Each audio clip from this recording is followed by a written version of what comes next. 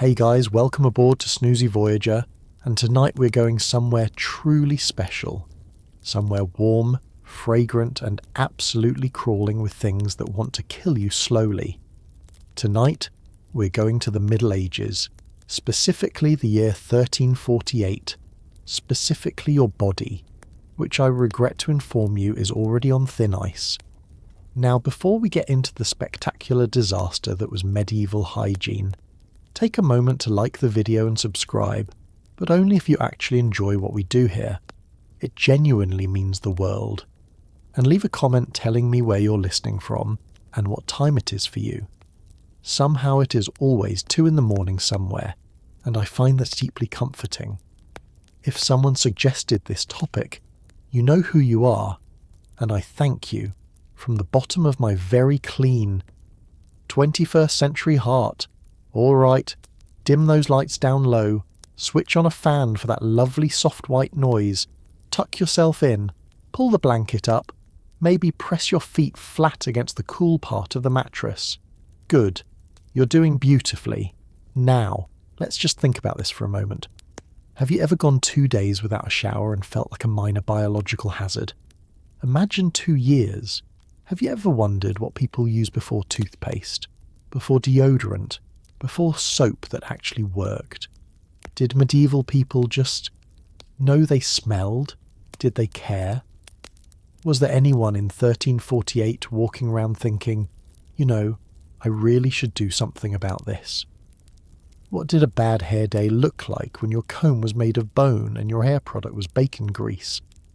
What happened when you got a toothache in an age before dentists?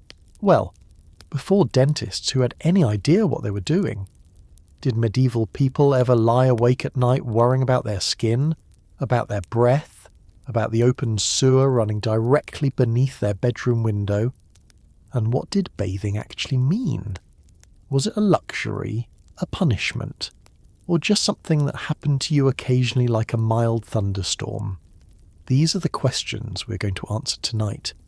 Slowly, calmly, in extraordinary and occasionally alarming detail. Congratulations, you have just woken up in 1348. You are somewhere in England, probably a market town, probably in a house made mostly of mud and wishful thinking. The Black Death is quietly making its way across Europe toward your front door. Your feet are already wet. There is something in your hair that you're choosing not to investigate, and your morning routine is about to begin. Good luck. Let's start at the very beginning of your day in 1348, which means let's start with the air. You've just opened your eyes. The room is dim, lit only by a thin grey wedge of dawn pressing through the shuttered window. The smell hits you immediately, and it is not the smell of coffee or fresh bread, or that specific cosy warmth of a heated house in winter. It is something older and thicker. It is the smell of a room in which several human beings have been breathing, sweating, and existing in a very enclosed space all night long, without ventilation, without fresh linen, and without a single scented candle. Welcome to your morning. Take a breath. Try not to think about it too hard. The house you're sleeping in is, by the standards of the era, a perfectly ordinary one. It is a 1 or 2 room structure, timber framed, with walls made of wattle and daub, a lattice of woven sticks packed with a mixture of mud, straw and animal dung that has dried into something reasonably solid. The roof is thatched. The floor is packed earth, perhaps covered in rushes or straw that is changed out periodically, but not as periodically as you might prefer. There is no ceiling in the modern sense. The rafters are open above you, dark with years of accumulated smoke from the central hearth, which has no chimney, only a hole in the roof through which the smoke is meant to rise. The operative word being meant. This matters for the air quality of your morning because the fire has been smouldering all night, producing a low continuous output of wood smoke that has absolutely nowhere to go except slowly, reluctantly, through the hole in the roof. which means that the room you have slept in is by the time dawn arrives quite thoroughly smoked. Not dangerously so, not in a way that 1348 would consider remarkable, but enough that if you were transported here from the 21st century, your eyes would water immediately, and you would begin Googling the symptoms of carbon monoxide exposure within the first 30 seconds. You are sharing this room, incidentally, with your family. That is standard.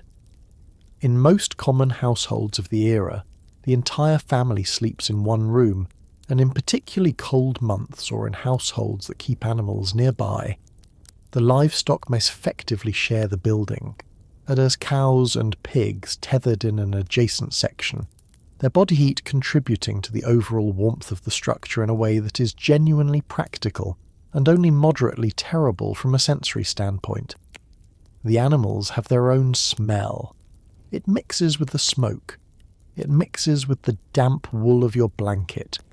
It mixes with the earthen floor and the rushes and the particular human smell of a family of 4 or 5 who last had a proper wash some days ago. This is the atmosphere in which you are beginning your day. Medieval people are not oblivious to bad smells. They notice them. They have remedies for them, of a sort. Bundles of dried herbs hung near the door, aromatic rushes laid on the floor, small sachets of lavender and rosemary tucked into clothing to provide a competing fragrance. These are not affectations. They are genuine. Considered attempts to manage an environment that the era has absolutely no other tools to improve.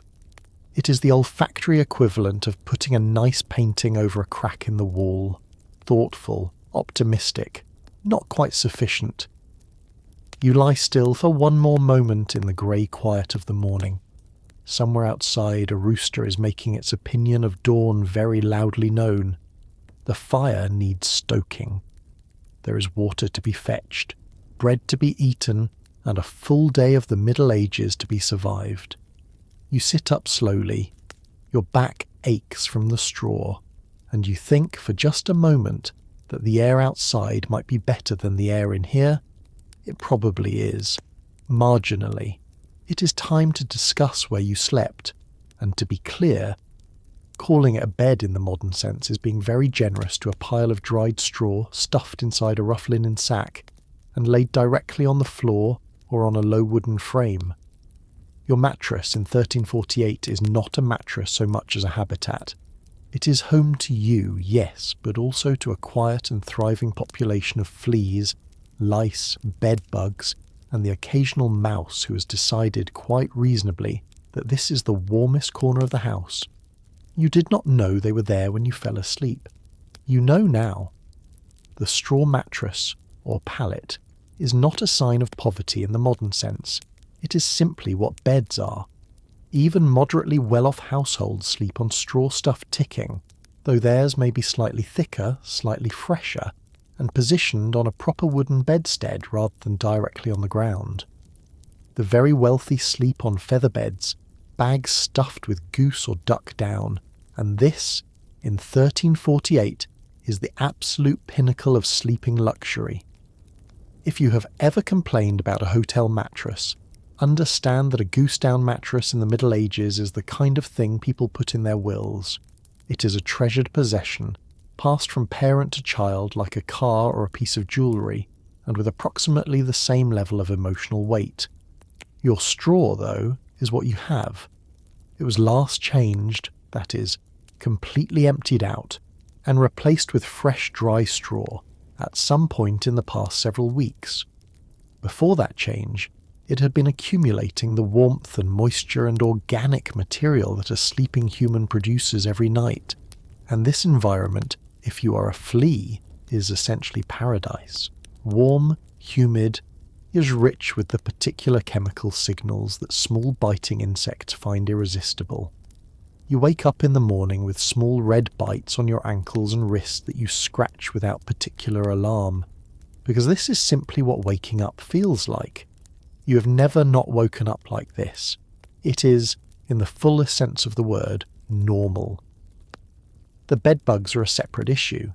They live in the wooden frame of the bed itself. in the cracks and joints of the timber, emerging at night with the quiet purposefulness of tiny professionals doing their job.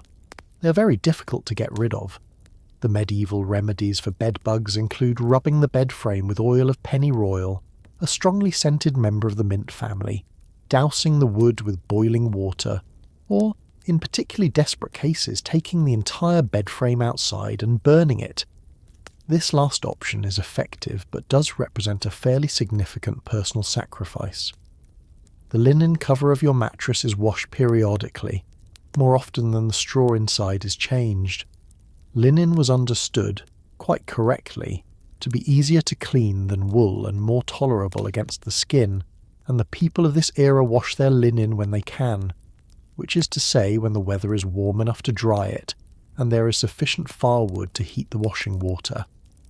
In the depth of winter, this is less frequent.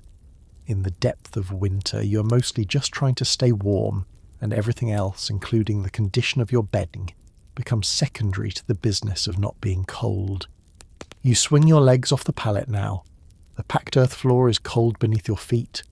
The straw crinkles and settles behind you. You are up. You are alive.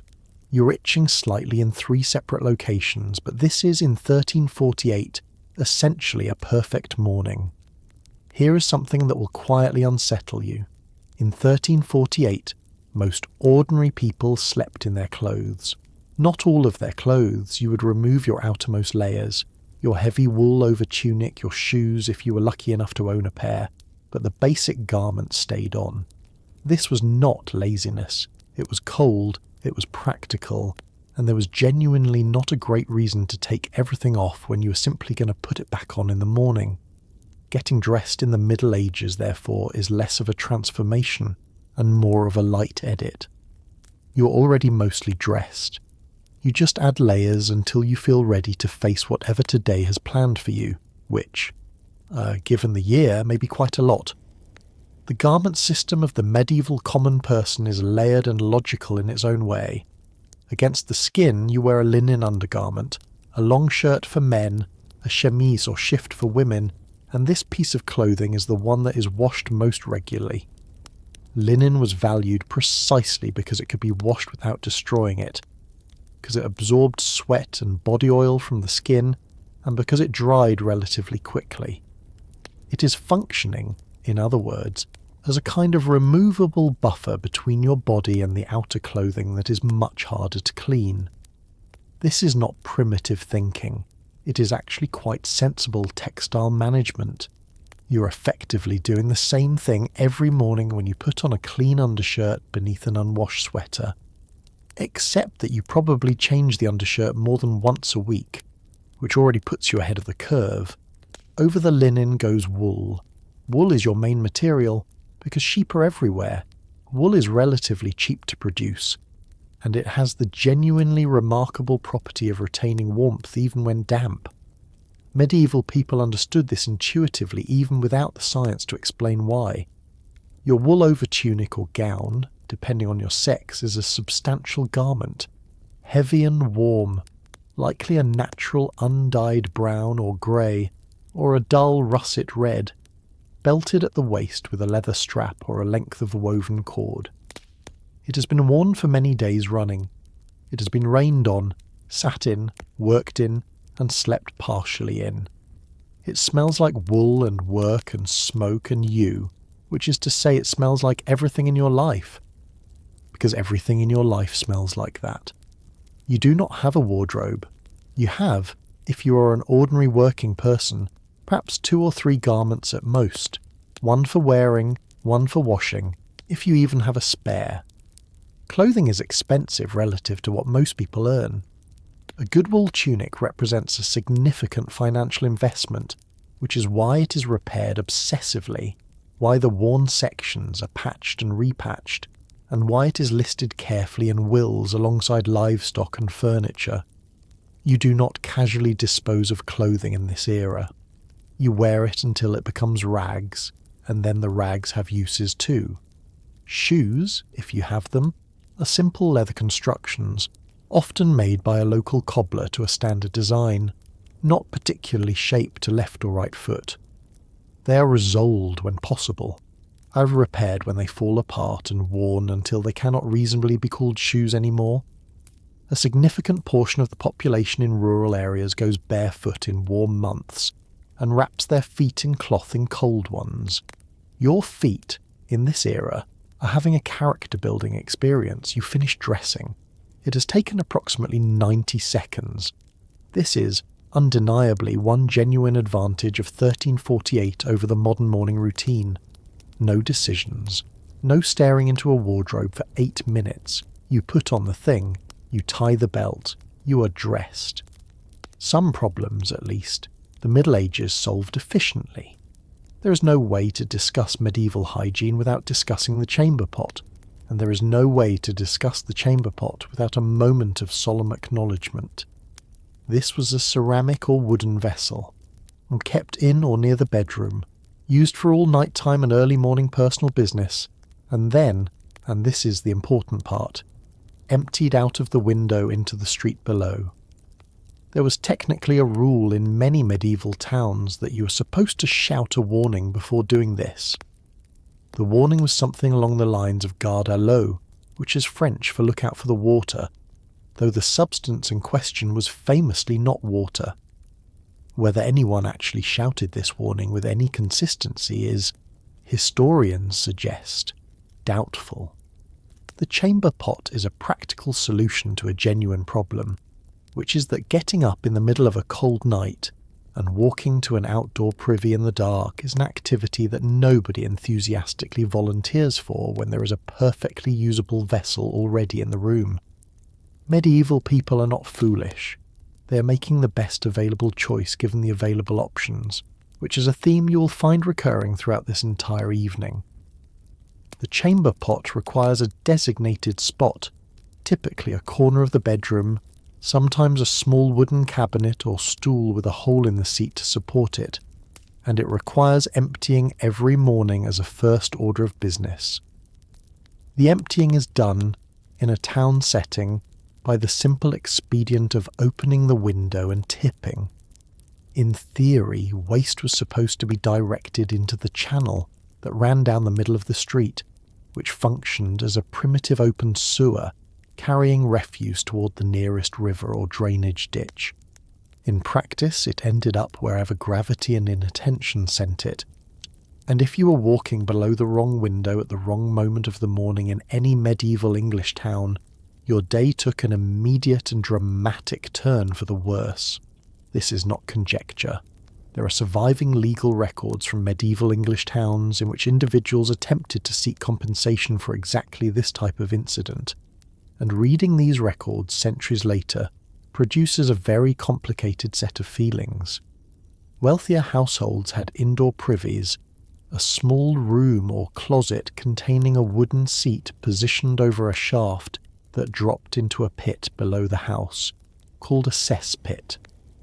These were an improvement over the chamber pot in the sense that they confined the problem to a specific location, but they introduced their own complications, chiefly the fact that the cesspit eventually filled up and required emptying. Yeah, this was the work of the gong farmer, who is one of the more fascinatingly specific medieval professions. Gong farmers worked exclusively at night. This was legally required in many towns, presumably because daytime operations would constitute a public nuisance of a scope difficult to manage, and they used long-handled scoops and buckets to remove the contents of cesspits and cart them away to be used as agricultural fertilizer. They were paid very well by the standards of the era. They were also, as far as we can tell, regarded with a mixture of genuine respect and a very understandable desire to stand upwind.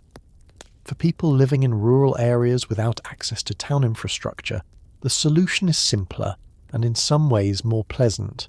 The outdoor privy, which is a small wooden structure over a pit dug some distance from the house. It is cold in winter. It is extremely well ventilated in all seasons.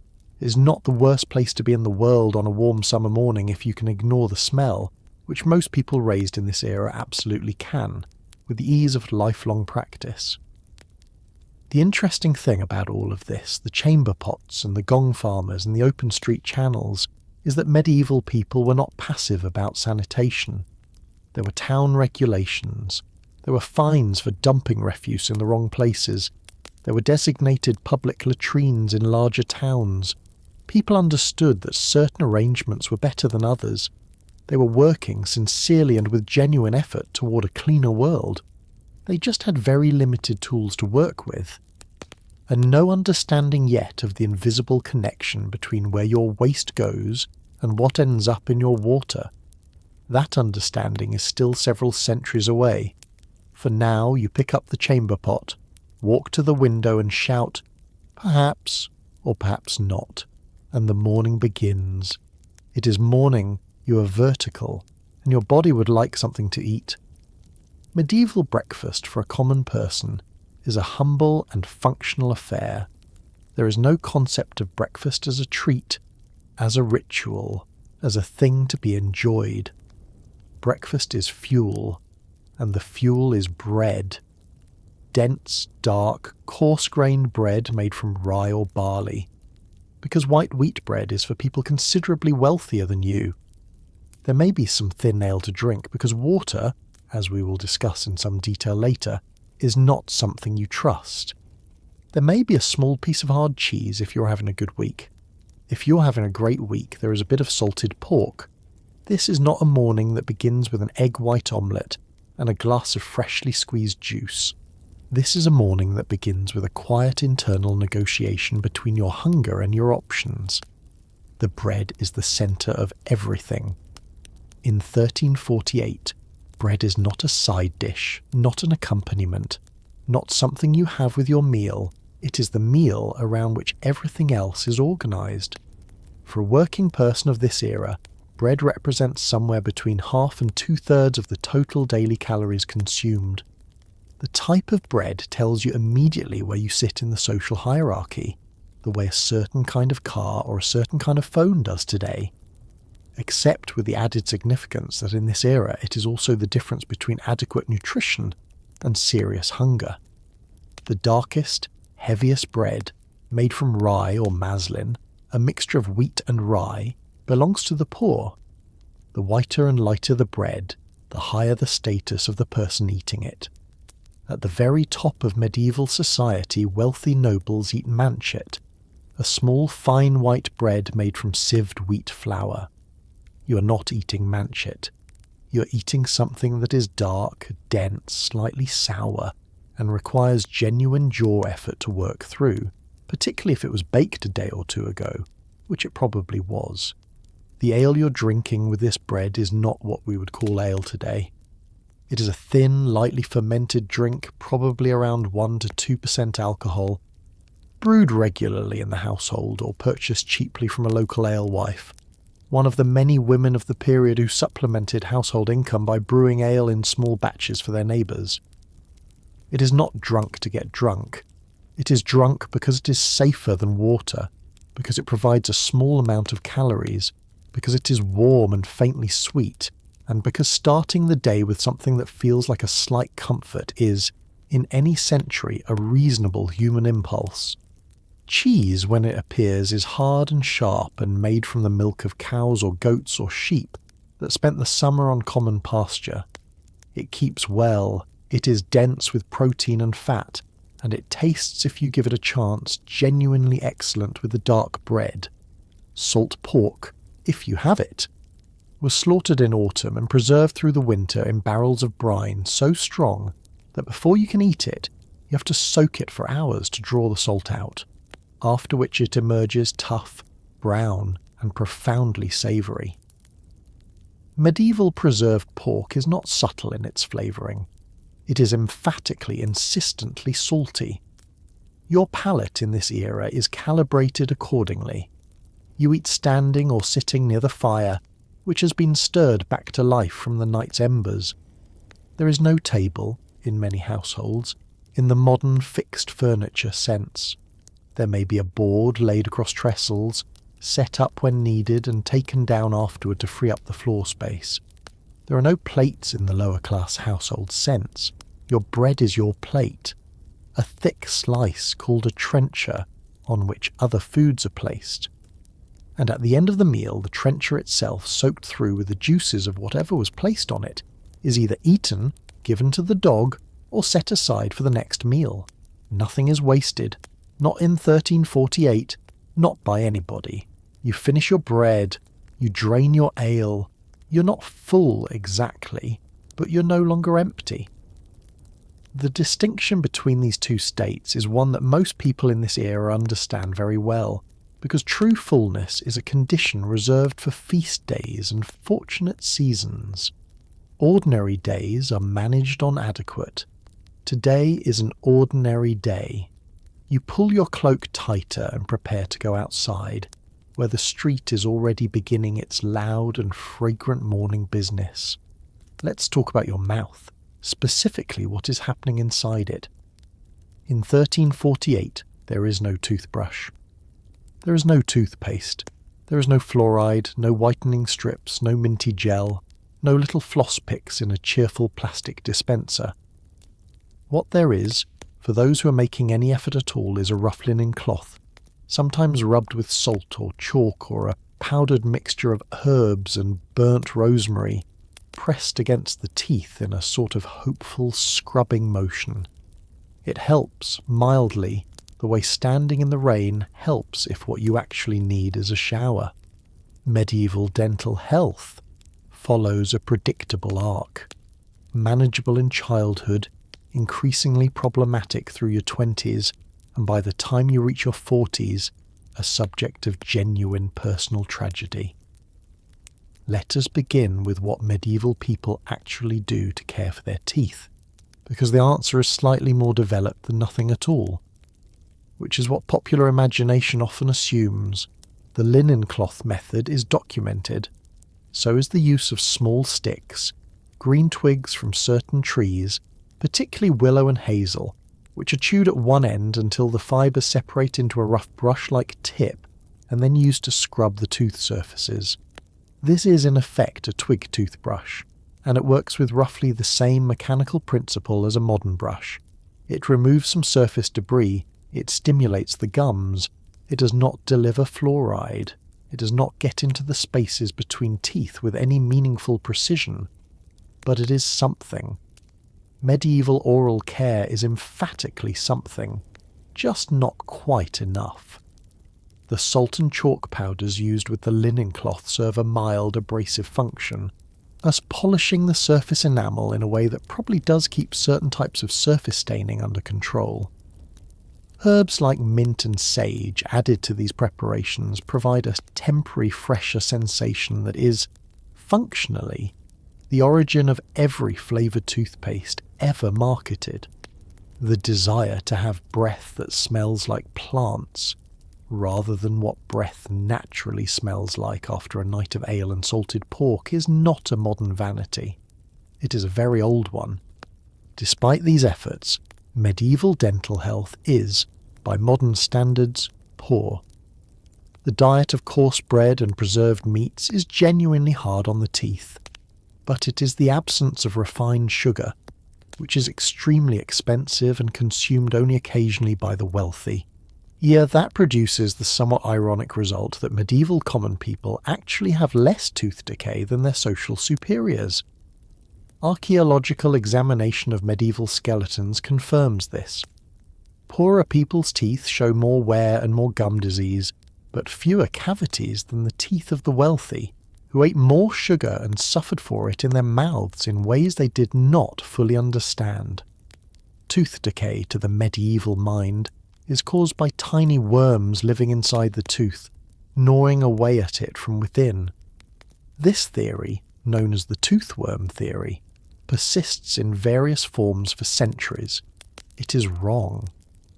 But the mental image of tiny worms inside your teeth is, it must be said, not significantly less distressing than the modern understanding of bacterial acid erosion, and both explanations lead to the same desperate conclusion, which is that your tooth hurts and something needs to be done about it.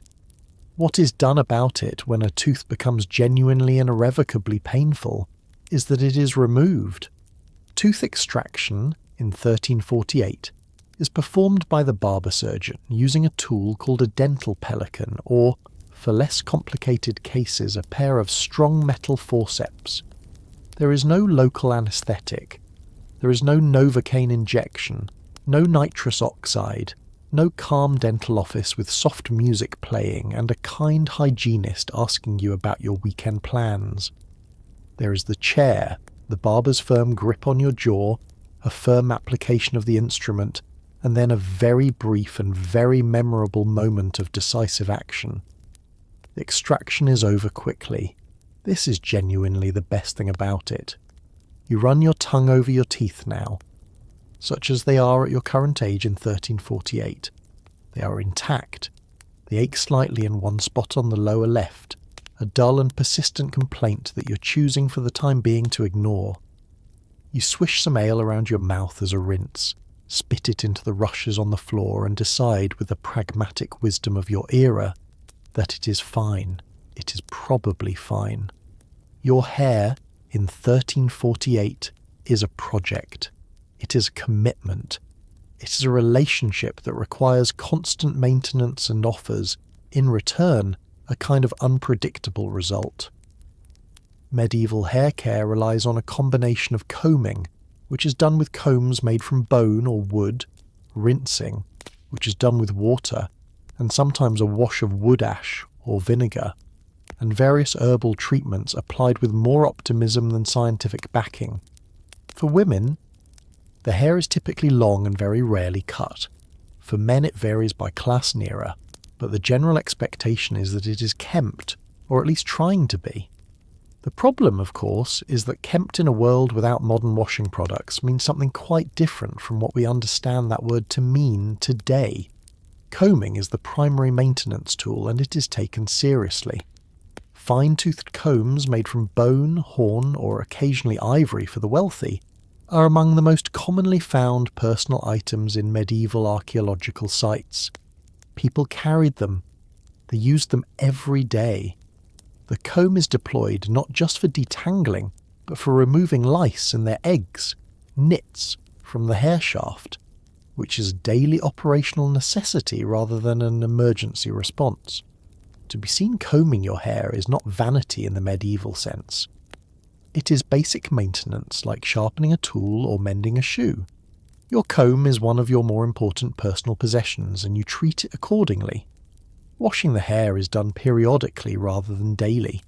The standard approach is to rinse with water and occasionally with a wash of wood ash lie diluted enough to clean without stripping the hair entirely bare of its natural oils, which, contrary to what you might expect, is actually closer to the approach that some modern hair care advocates recommend when they suggest reducing shampoo frequency to allow the hair's natural sebum to condition it.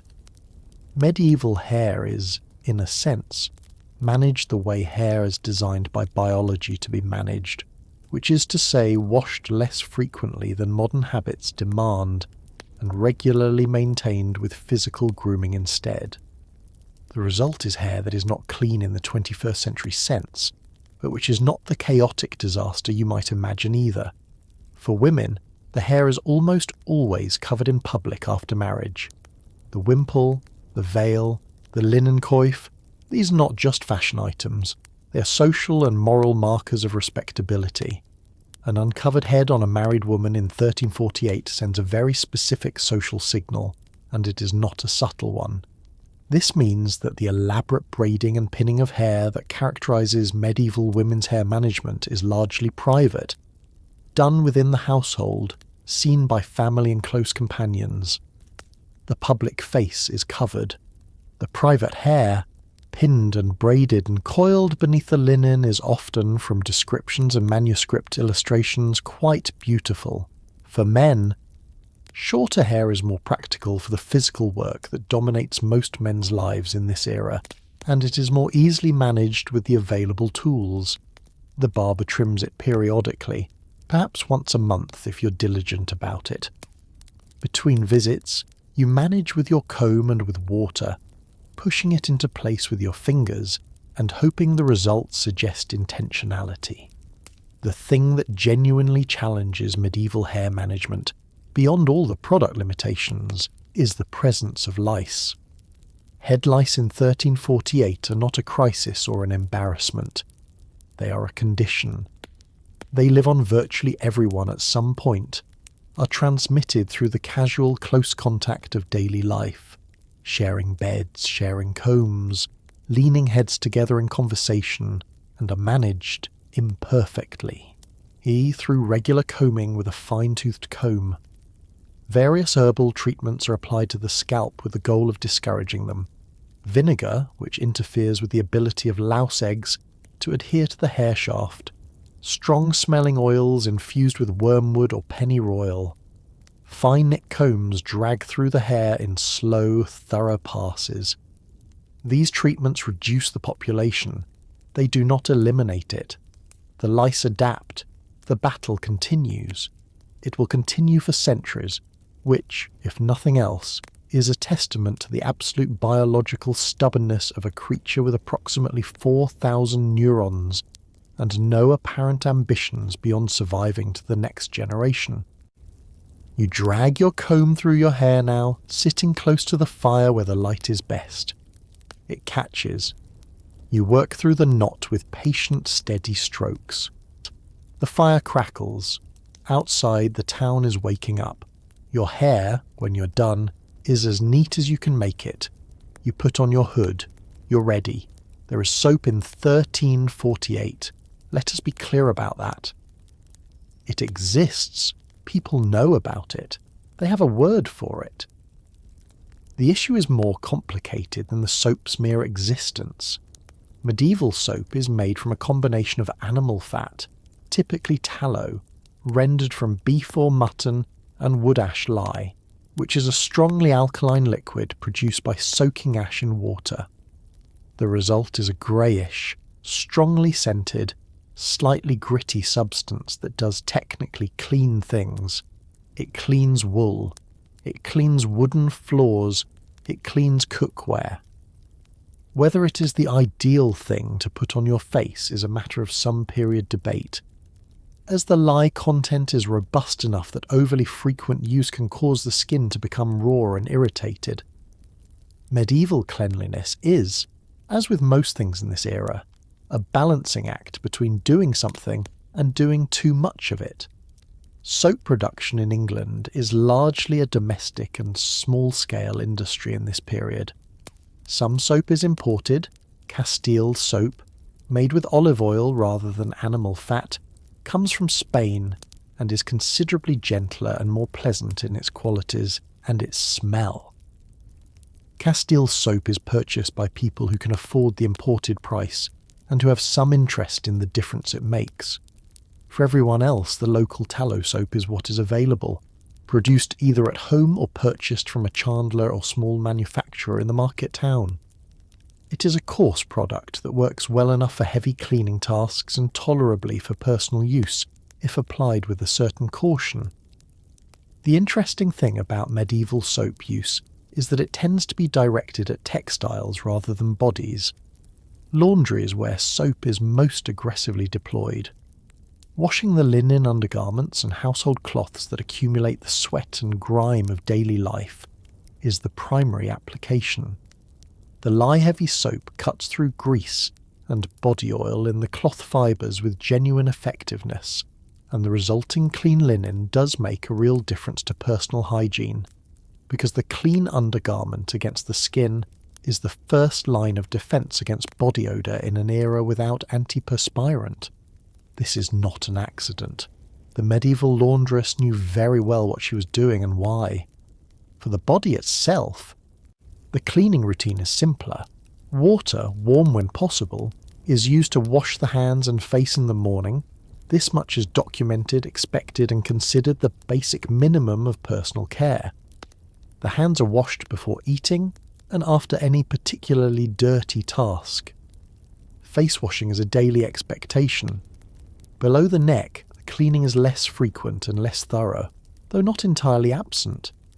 Sponge baths, a damp cloth passed over the skin, perhaps with a little soap, are used between full bathing sessions to manage the situation in the intervals.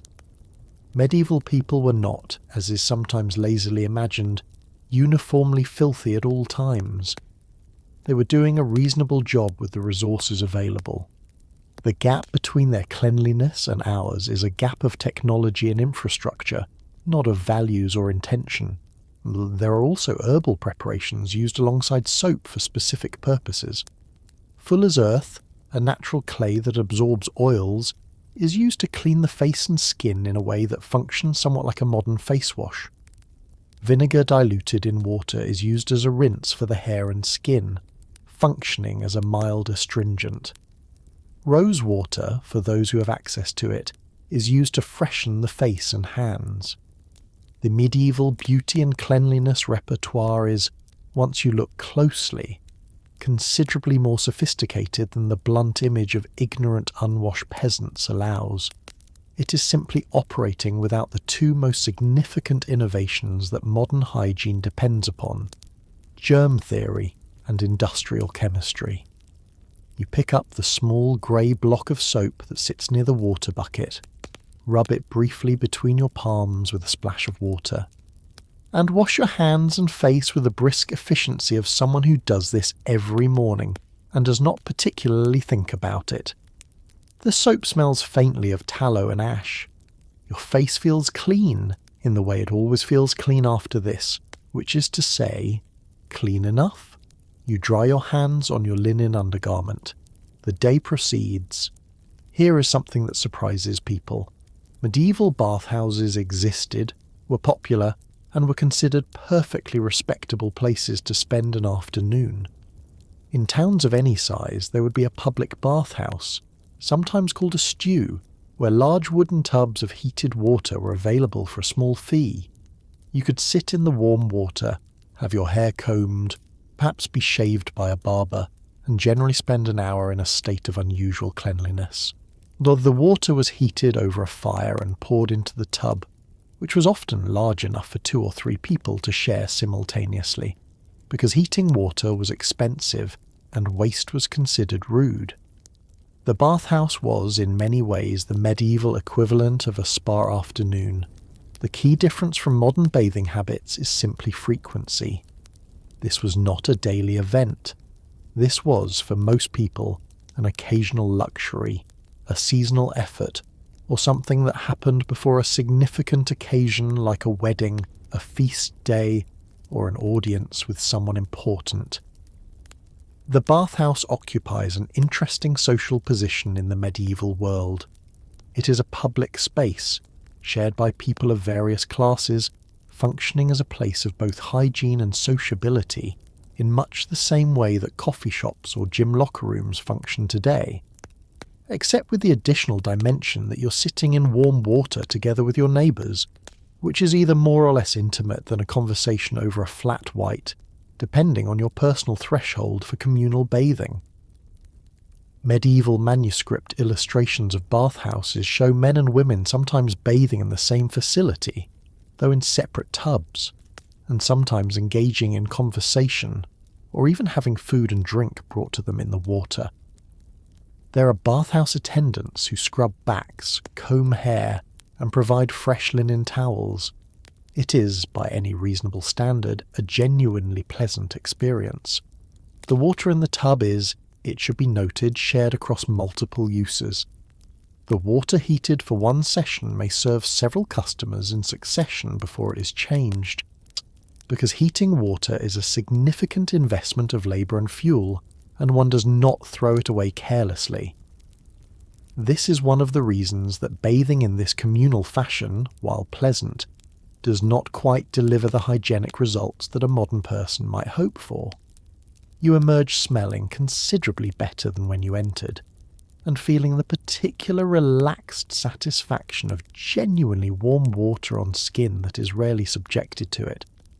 Whether you're technically cleaner than you were in any measurable bacterial sense is a more complicated question that nobody in 1348 has the framework to ask. The Church's relationship with bathing is more nuanced than popular history suggests. The famous image of medieval Christianity discouraging washing is largely a later distortion, Yeah, church calendars do prescribe bathing before certain feast days and before Easter as a matter of spiritual preparation. Cleanliness of the body was not, in the mainstream medieval theological view, condemned.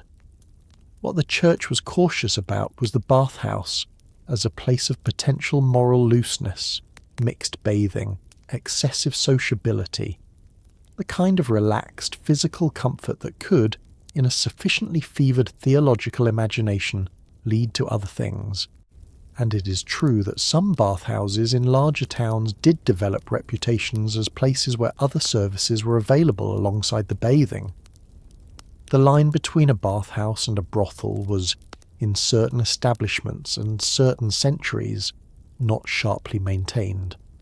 This gave the institution a slightly complicated reputation, without entirely suppressing its popularity.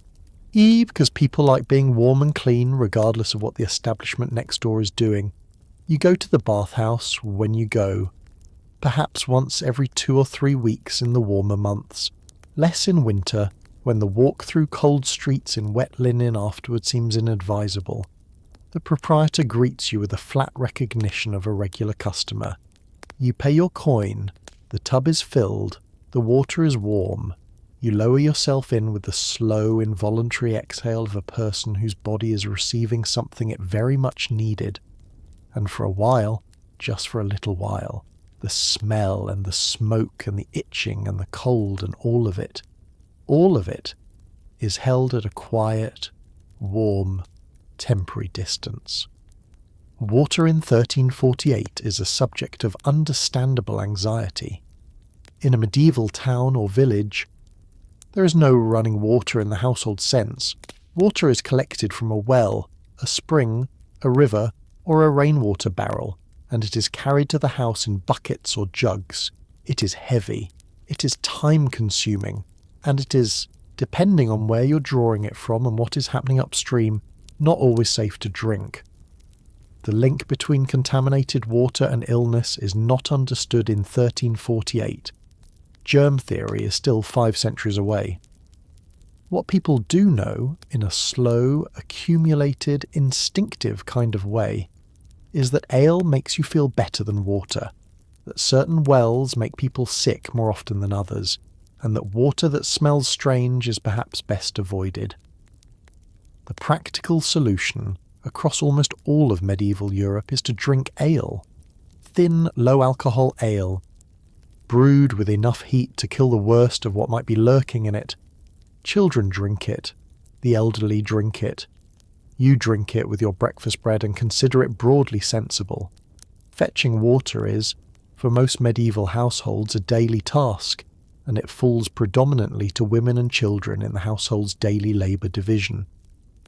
The well in the centre of a village or town is a social gathering point, the way a coffee machine in a modern office is a social gathering point, except with the important distinction that the thing you're gathering around is a hole in the ground that contains your only drinking water, and is sometimes dangerously close to the cesspit that serves the households nearby.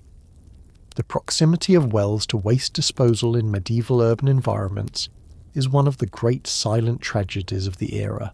You're invisible to the people living it, because the connection it implies is precisely the connection that nobody yet understands how to make. Streets flood.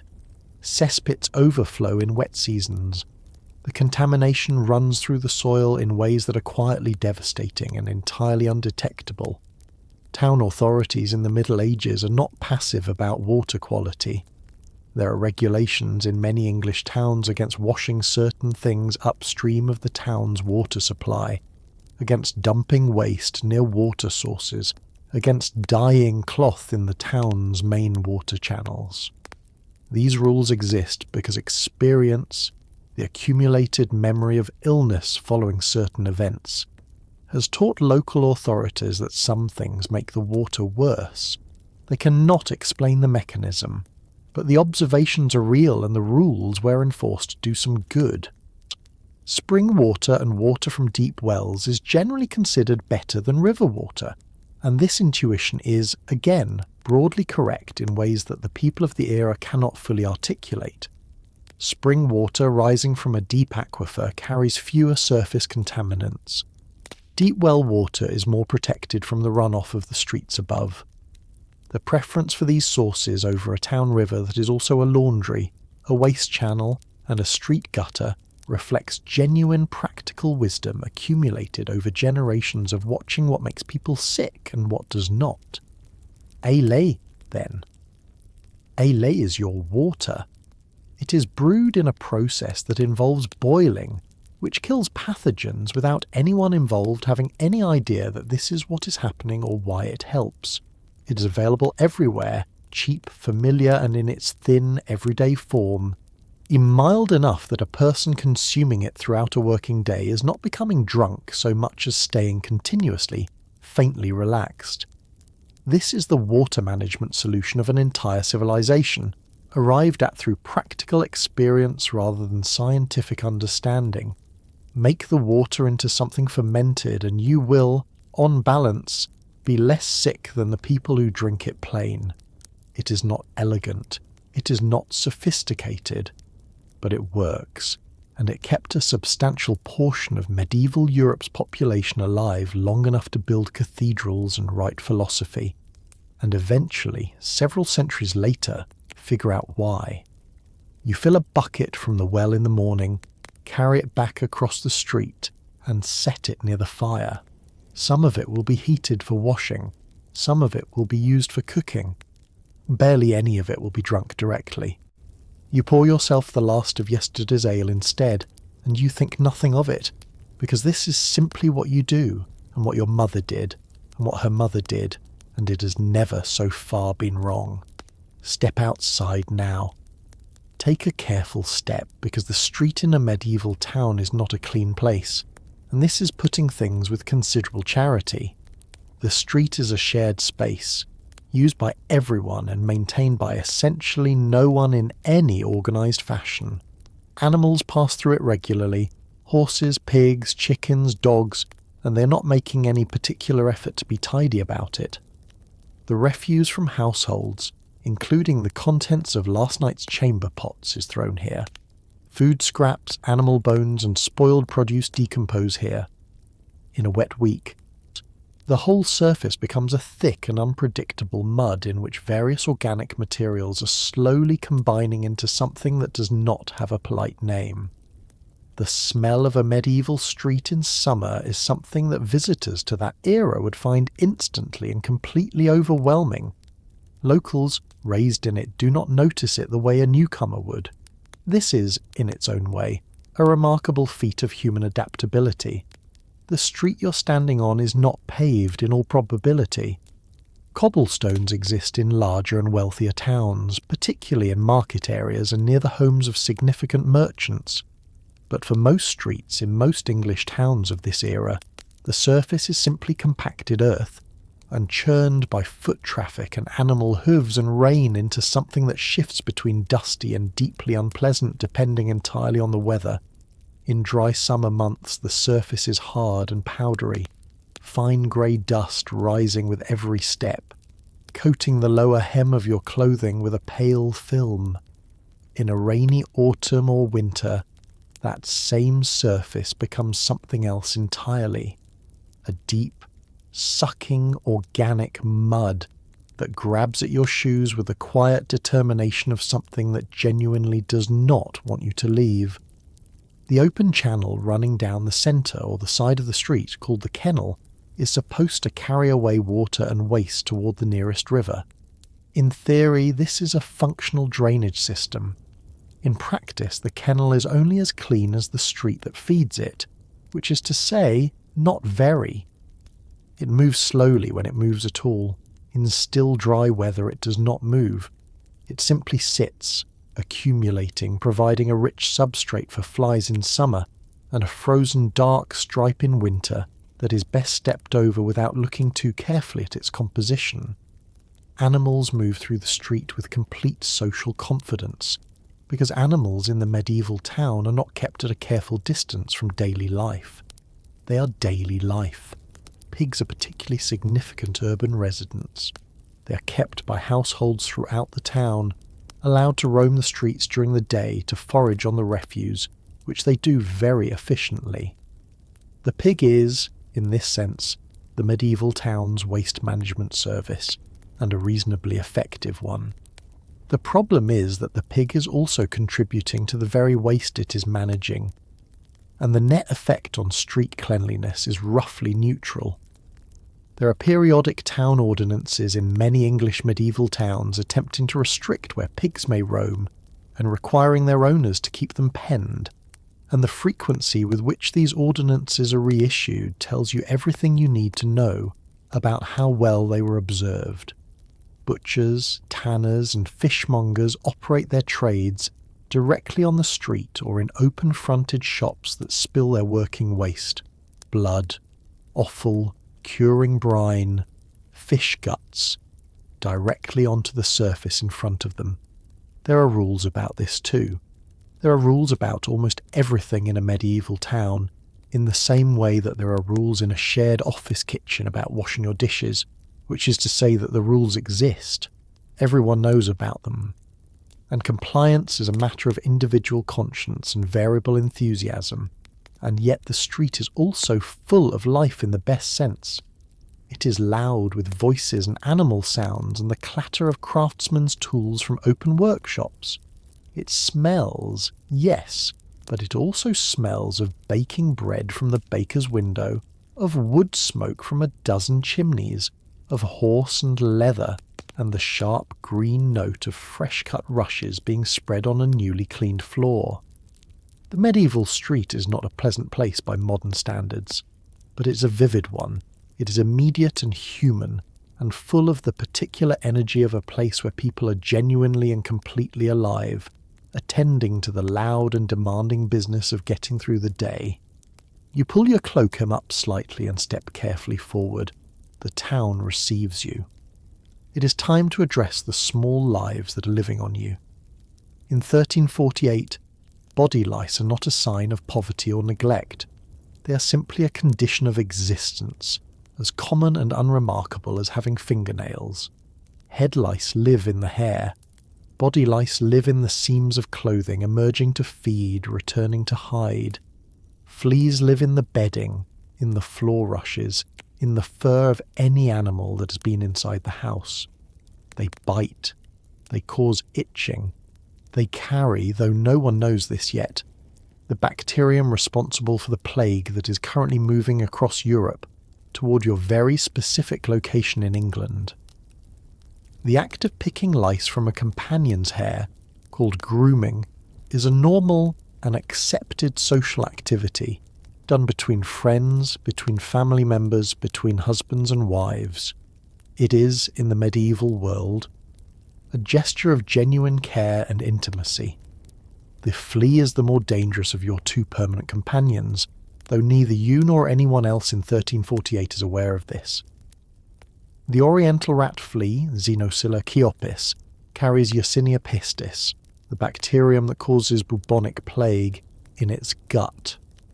When a flea feeds on an infected rat and then feeds on a human, it regurgitates the bacterium directly into the bite wound.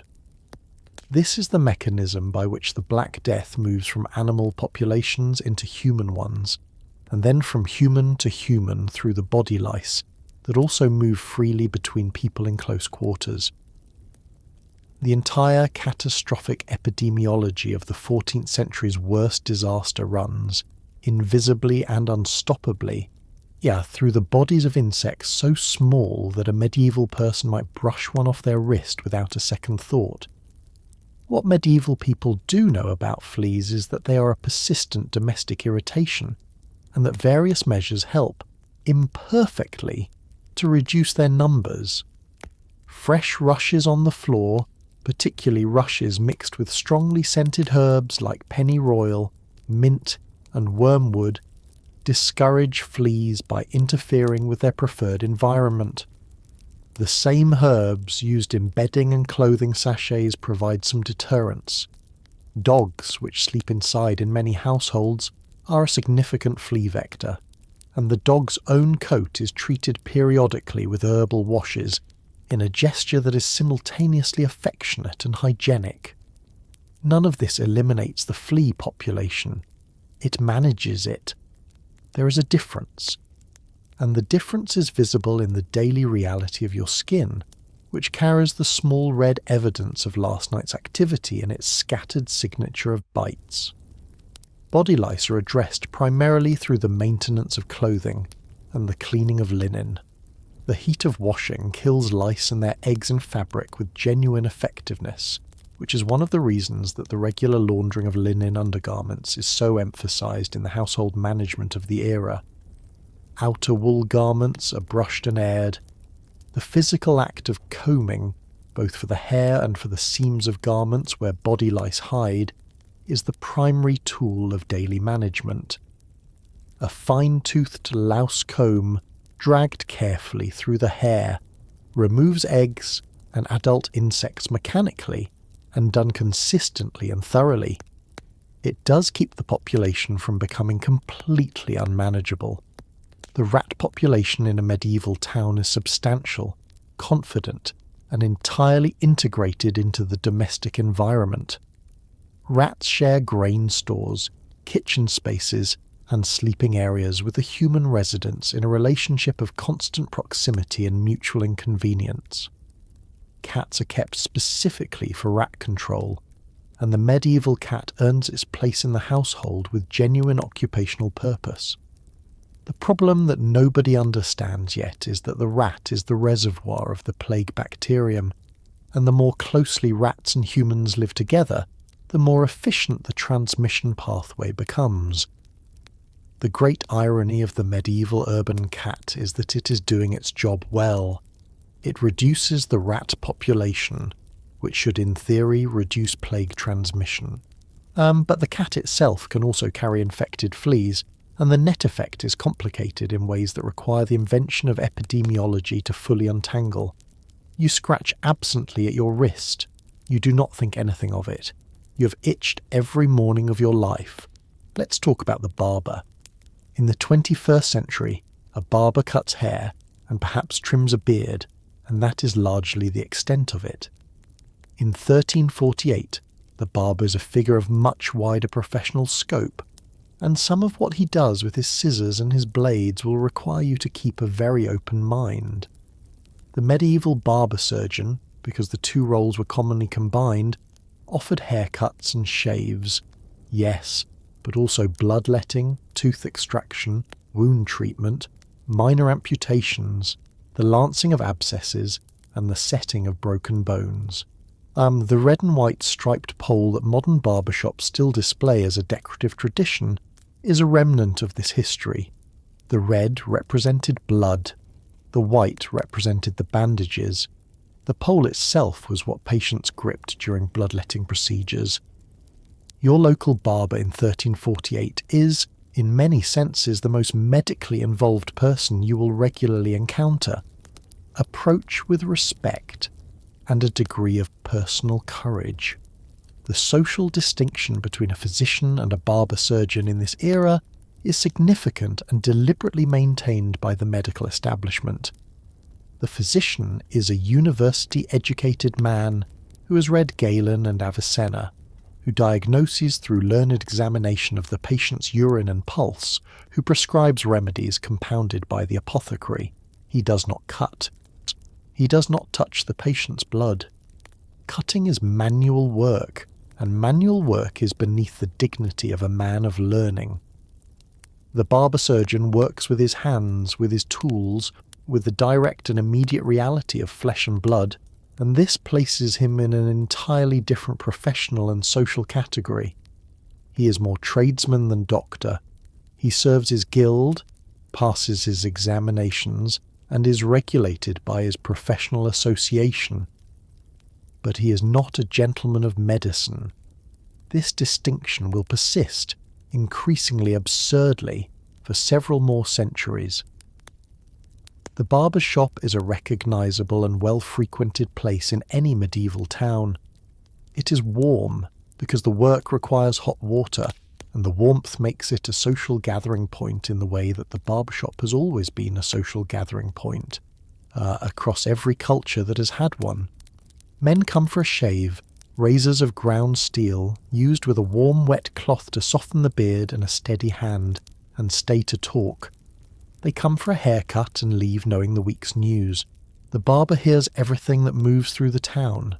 He is the medieval social network, alive and warm and lathered.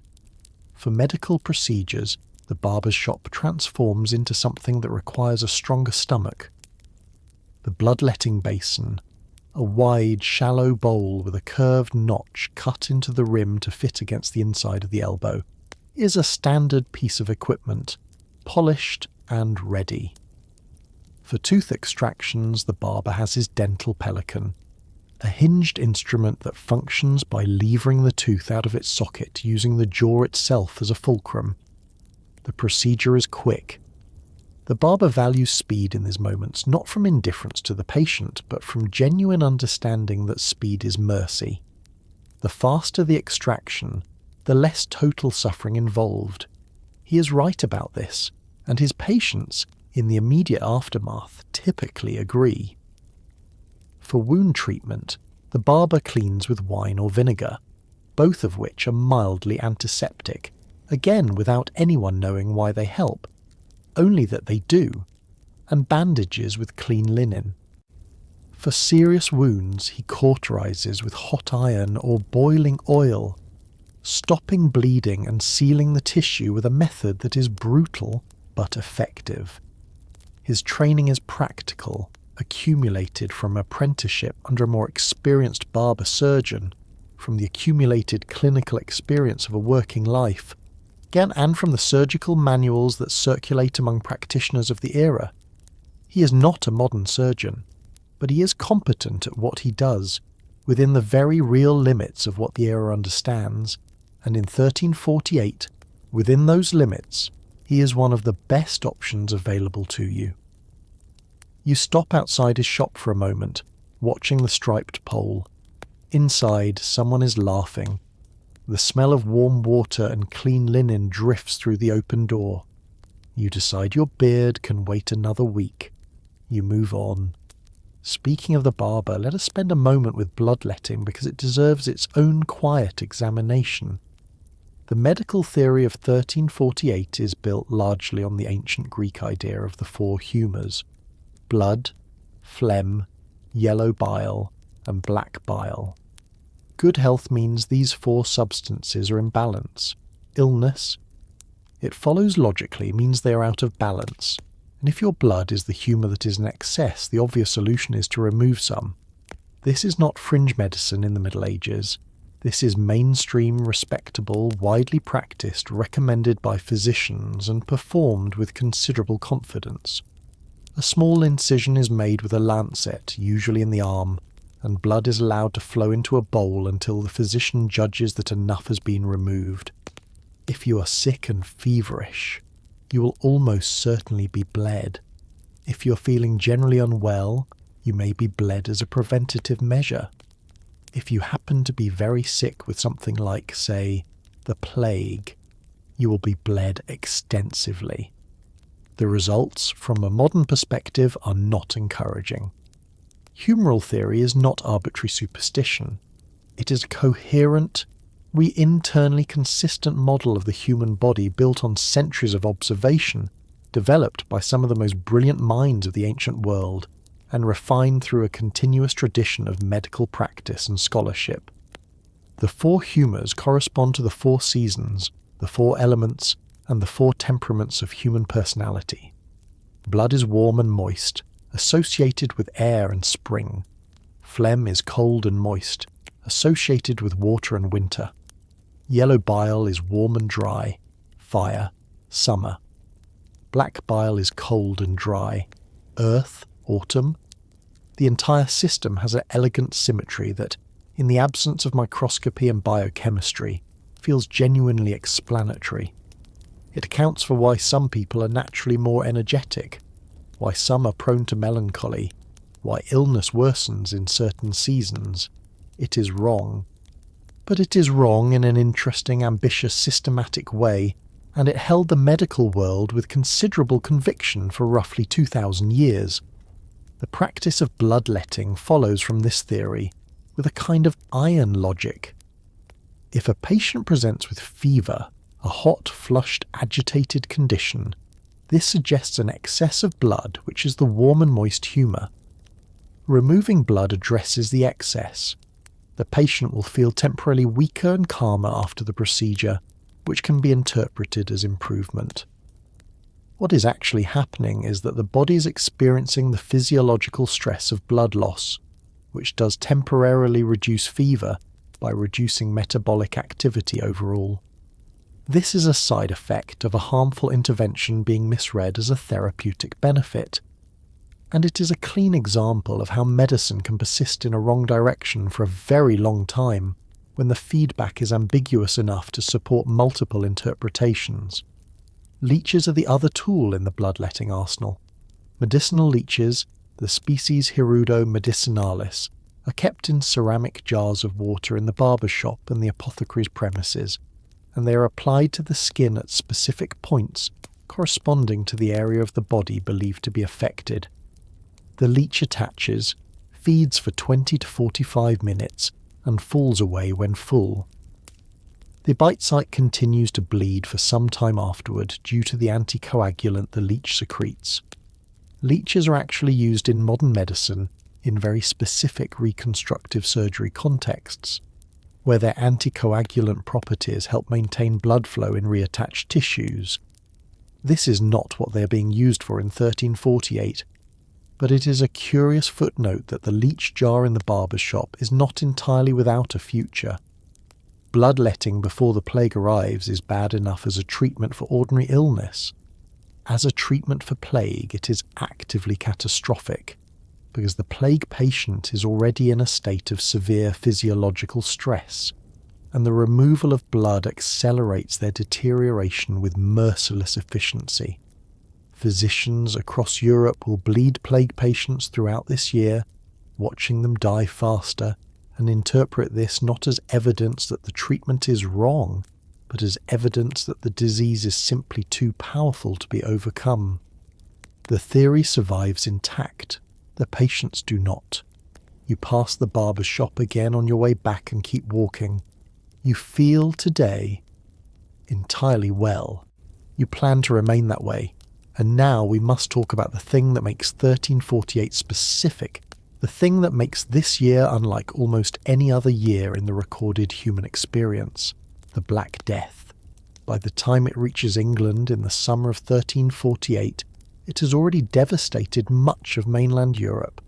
It arrived by ship, carried in the fleas of the black rats that shared cargo holds with merchants and sailors. It spreads through flea bites, though nobody knows this. The prevailing theories for its cause include bad air rising from the earth, a particularly unfortunate conjunction of planets observed in 1345, divine punishment for collective human sin, and the malicious poisoning of wells by outsiders. None of these theories are correct. None of the treatments that follow from them, burning herbs to purify the air, flagellating oneself as penance, fleeing the cities for the countryside, are effective. The plague simply moves, slowly and inexorably, from town to town, house to house, and family to family, and the only thing medieval people can do, mostly without knowing it, is stay very far away from each other. The plague presents in two primary forms, and both are terrible in their own distinct way.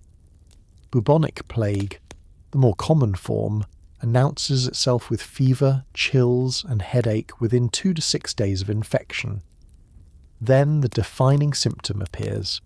The bubo, an agonizingly swollen lymph node, typically in the groin, armpit, or neck, that grows to the size of an egg or an apple, hard and exquisitely painful to the touch, or returning the skin above it a deep and ominous shade of purple-black. The blackening of the skin in affected areas gives the disease its name, though contemporaries more often call it simply the pestilence, or the great mortality, or, with the flat directness of people describing the worst thing they have ever seen, simply the death. The mortality rate for untreated bubonic plague is somewhere between 30 and 60%. Pneumonic plague, the form that infects the lungs and spreads through respiratory droplets, kills closer to 100% of those it reaches within days. The speed of the plague's movement through a community is what makes it uniquely terrifying, even by the terrible standards of medieval illness. People who are perfectly well on Tuesday are dead by Saturday. The physician called to the bedside on Wednesday has himself taken ill by Thursday. A family of 6 loses 2 members in a week. In the worst affected communities, and there are towns and villages in England in this year that lose half or more of their population within months, the social fabric tears in ways that are difficult to describe without sounding dramatic, but are simply accurate. There are not enough gravediggers. There are not enough priests to administer last rites. There are not enough healthy people to care for the sick.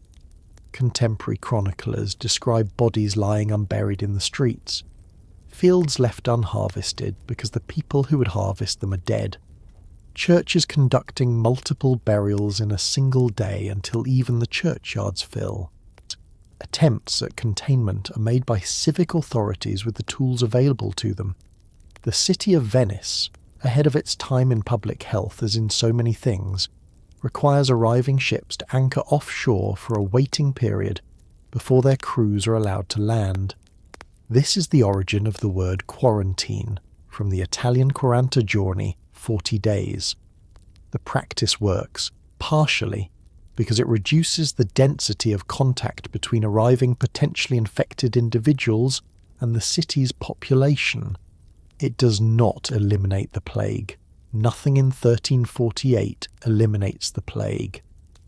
But the instinct toward isolation, arrived at without germ theory and without any clear understanding of transmission, is the closest thing to effective public health policy that the era produces. You hear the news carried by travellers on the road into town. The pestilence is in the south. It is moving north.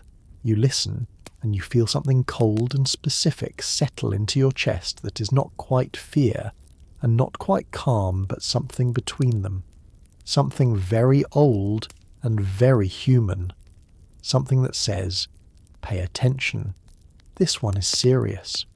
There is a concept in medieval medicine called miasma, which holds that disease is spread through corrupted or poisoned air, particularly air that rises from decaying organic matter, swamps, cesspits, rotting flesh, stagnant water. The word malaria, centuries later, will literally derive from the Italian for bad air. In 1348, miasma theory is the closest thing available to an explanation for why certain places and certain seasons produce more illness than others. And here is the quietly poignant thing. The theory is wrong in its mechanism, but not entirely wrong in its observations. Places with a lot of decomposing organic material in the water and air are genuinely less healthy. Medieval people cannot explain why this is true, but they have, through generations of experience, developed a vague instinct that things which smell bad are also bad for you, and this instinct, imprecise as it is, saves some lives. The practical consequences of miasma theory shape the built environment and daily behaviour of medieval towns in ways that are both visible and invisible. The wealthy choose to build their homes away from the river, away from the tanner's quarter, away from the low-lying areas where stagnant water collects in wet seasons. This is presented as aesthetic preference and social distinction. And it is both of those things, but it also happens to correlate meaningfully with reduced exposure to the genuine sources of disease that those locations carry. The wealthy live longer on average in the Middle Ages, and miasma theory's influence on residential choice is one of the reasons, even though the wealthy themselves understand this only as a preference for pleasant air, rather than a genuine reduction in pathogen exposure. When the plague begins its approach, the miasmatic response is to improve the air. Fires are lit in the streets, burning aromatic wood and herbs, on the theory that the heat and fragrance of the fire will purify the corrupted atmosphere and drive away the pestilential vapours.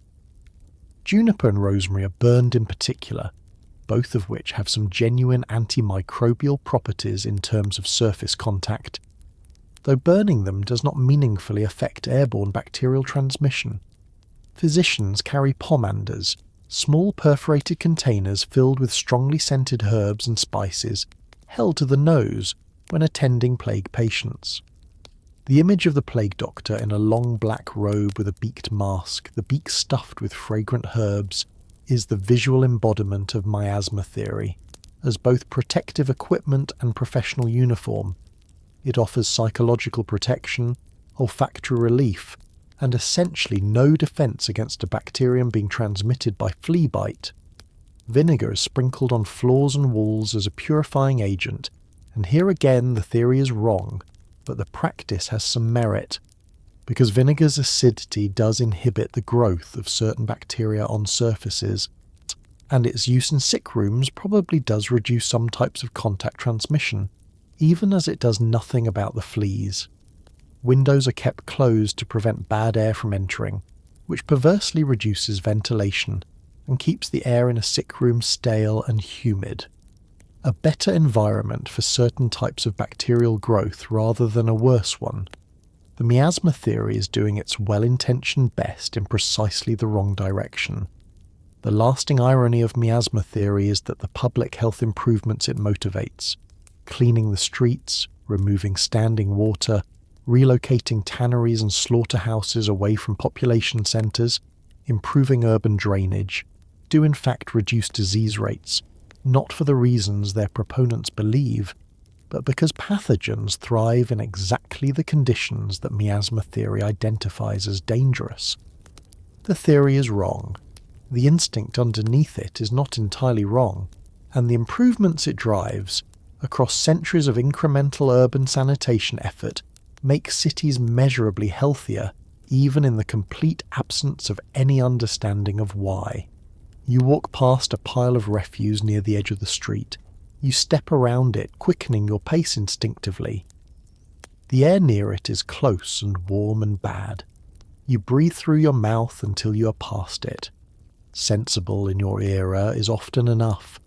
In 1348, if you are wealthy and unwell, you have access to a physician, a learned man who has studied at university, read the ancient Greek and Arabic medical texts, and can speak at some length about the state of your humours. He will take your pulse. He will examine your urine, a practice called uroscopy, with considerable seriousness and something that functions as professional authority. He will prescribe remedies compounded by an apothecary from a combination of herbs, spices, minerals and animal products, some of which genuinely work, some of which are harmless, and some of which are quietly alarming. If you require actual cutting, a wound dressed, a tooth removed, an abscess drained, you are referred to a surgeon who occupies a lower social rank than the physician, because surgeons work with their hands.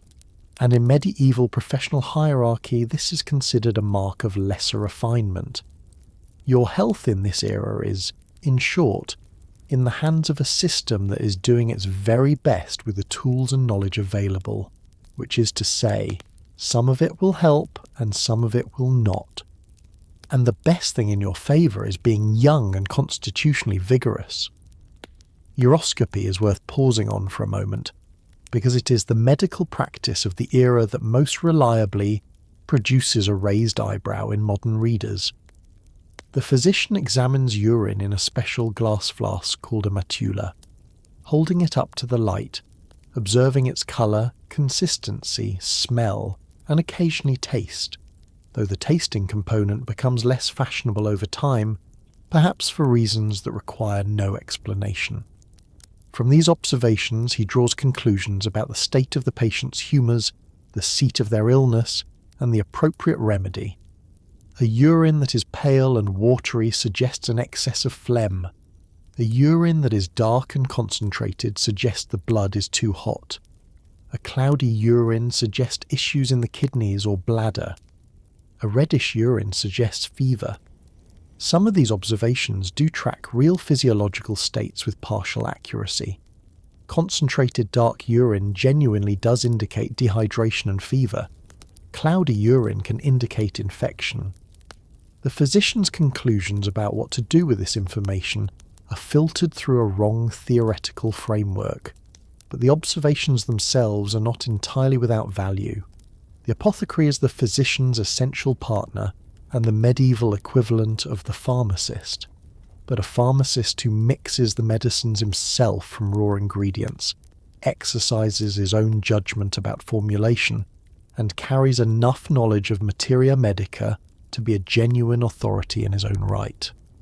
His shop is stocked with hundreds of ingredients, dried herbs and roots from local fields and gardens, imported spices from the East, cinnamon, cloves, nutmeg, ginger, mineral preparations of varying toxicity, animal products including goose fat, dried earthworms, powdered ivory, and the distilled urine of various creatures. The range of ingredients is extraordinary, and the rationale for each is rooted in humoral theory, classical authority, and the accumulated practical experience of centuries of apothecaries trying things and noting what seemed to help. The surgeon, meanwhile, is developing his craft through practice in a world that offers considerable practice opportunities. Wounds are common in an era of physical labour, agricultural tools and routine violence. Fractures, dislocations, deep cuts, and infected wounds pass through the surgeon's hands daily. He learns by doing, he guided by the surgical texts that circulate in Latin among the educated practitioners of the era, the works of Guy de Chauliac, of Lanfranc of Milan, of the great Arabic physician Avicenna, whose surgical sections are studied alongside his theoretical ones. Medieval surgery, at its best, is capable of procedures that would surprise a modern person who expects the era to have had no technical competence at all. Trepanation, the surgical opening of the skull, was performed. Hernias were repaired. Cataracts were couched, meaning the clouded lens was pushed aside with a fine instrument to restore some degree of vision. These procedures were performed without anaesthetic, without asepsis, and with a mortality risk that modern medicine would find unacceptable. They were also performed with genuine skill, by men who had spent years developing the steady hand and quick judgment that this kind of work demands. The system as a whole is doing its best, and its best is genuinely impressive within its own terms. It simply does not yet have access to the two things that would transform medicine from a learned art into a modern science: the ability to see microorganisms and the ability to kill them. Everything else, the observation, the logic, the classification, the pharmacology, the surgical technique, is already present in outline, waiting for the microscope and the antibiotic to complete it. Step into an apothecary's shop in 1348 and your nose is immediately rewarded. This is one of the better smelling places in a medieval town. Bundles of dried herbs hang from the low ceiling, their scents mingling into something complex and green and old. Rosemary, lavender, thyme, sage, rue, wormwood, pennyroyal. The apothecary grinds, mixes, infuses, and prescribes these plants with the confidence of someone working from a tradition that is centuries deep. And the truth, which modern herbalists and pharmacologists have spent considerable time confirming, is that many of these plants do contain active compounds that have real and measurable effects on the body. Willow bark, commonly used for fever, contains salicin, which is chemically related to aspirin. Garlic has genuine antimicrobial properties. Lavender has demonstrable calming effects. The medieval pharmacopoeia is not pure superstition. It is a mixture of accumulated practical knowledge, religious tradition, ancient classical theory, and the occasional genuinely effective plant remedy, all bundled together and applied with more confidence than evidence. The apothecary's herbs are sourced from multiple places. Some are grown in the physic gardens maintained by monasteries and wealthy households, where monks and gardeners cultivate medicinal plants with serious horticultural attention.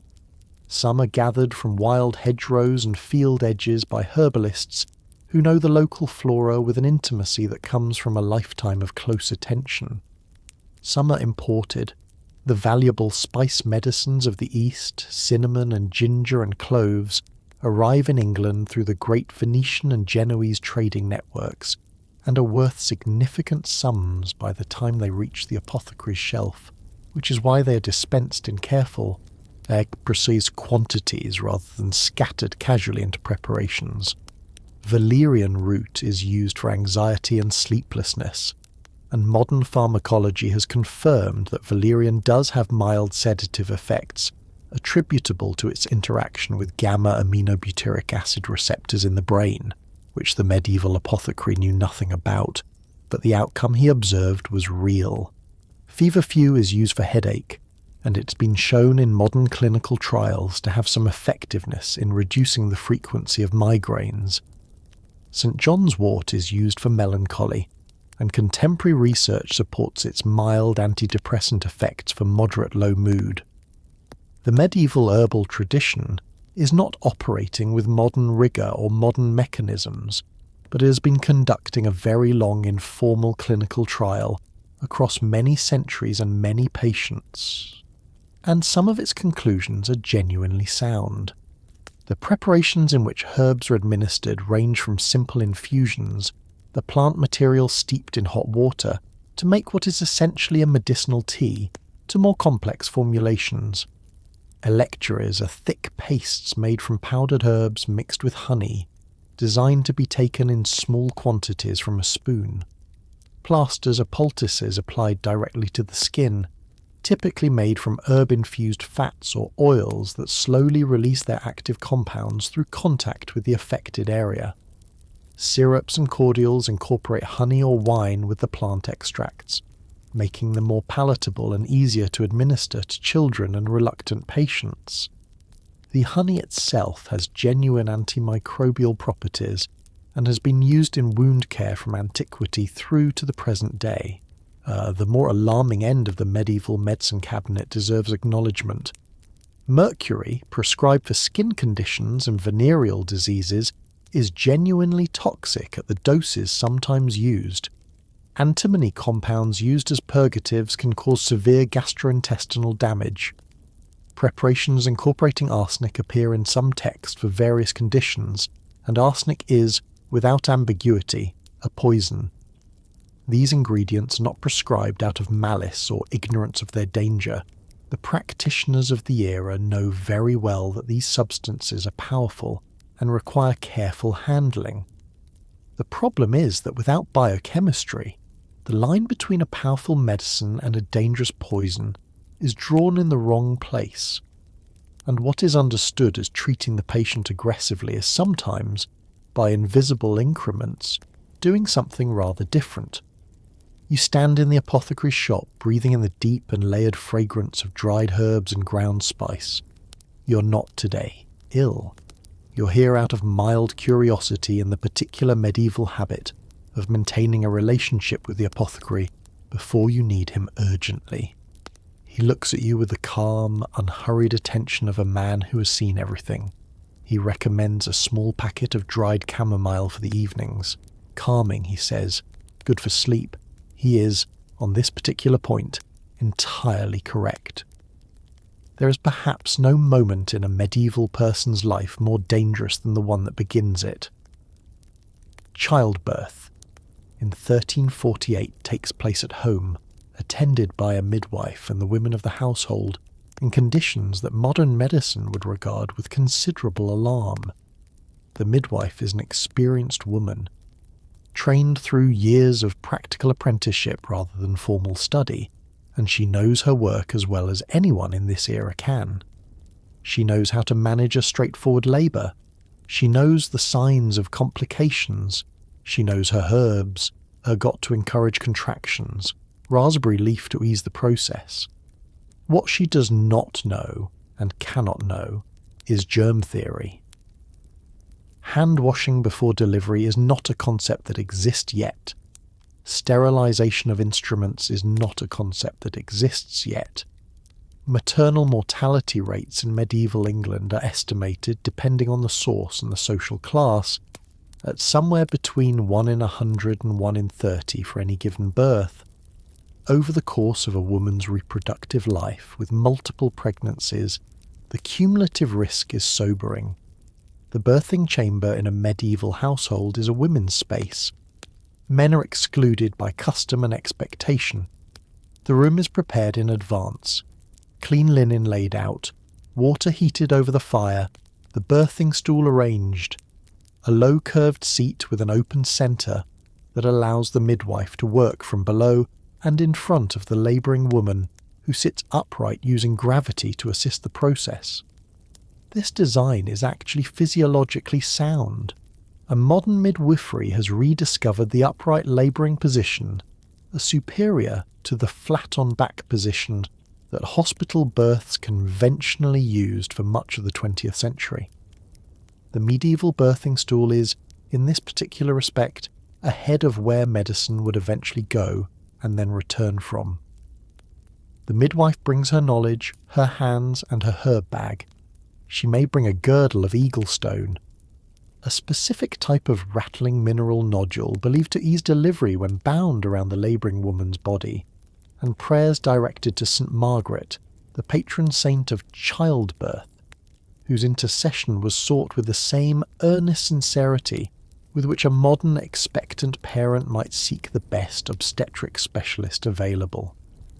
These spiritual tools are not cynically deployed.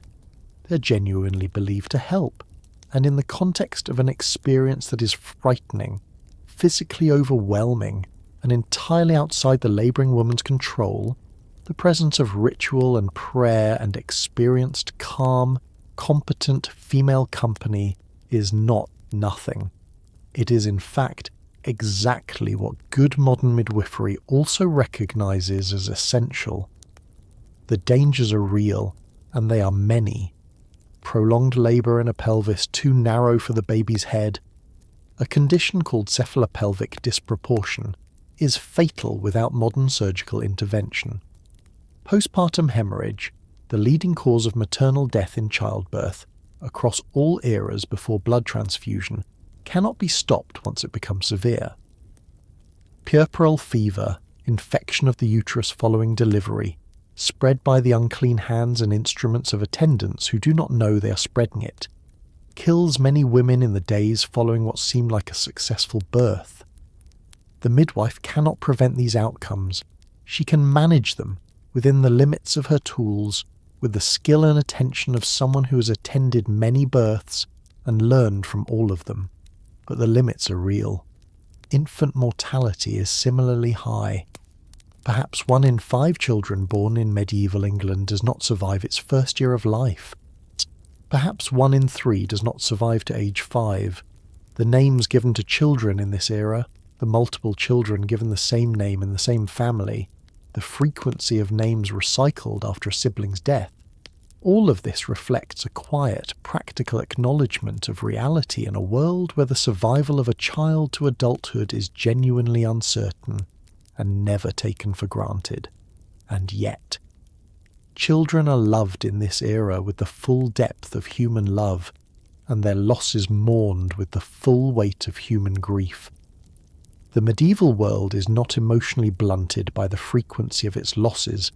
It simply carries them differently within a framework of faith and fatalism and community that holds the grief in shapes a modern person might not immediately recognise as grief, but that perform exactly the same function.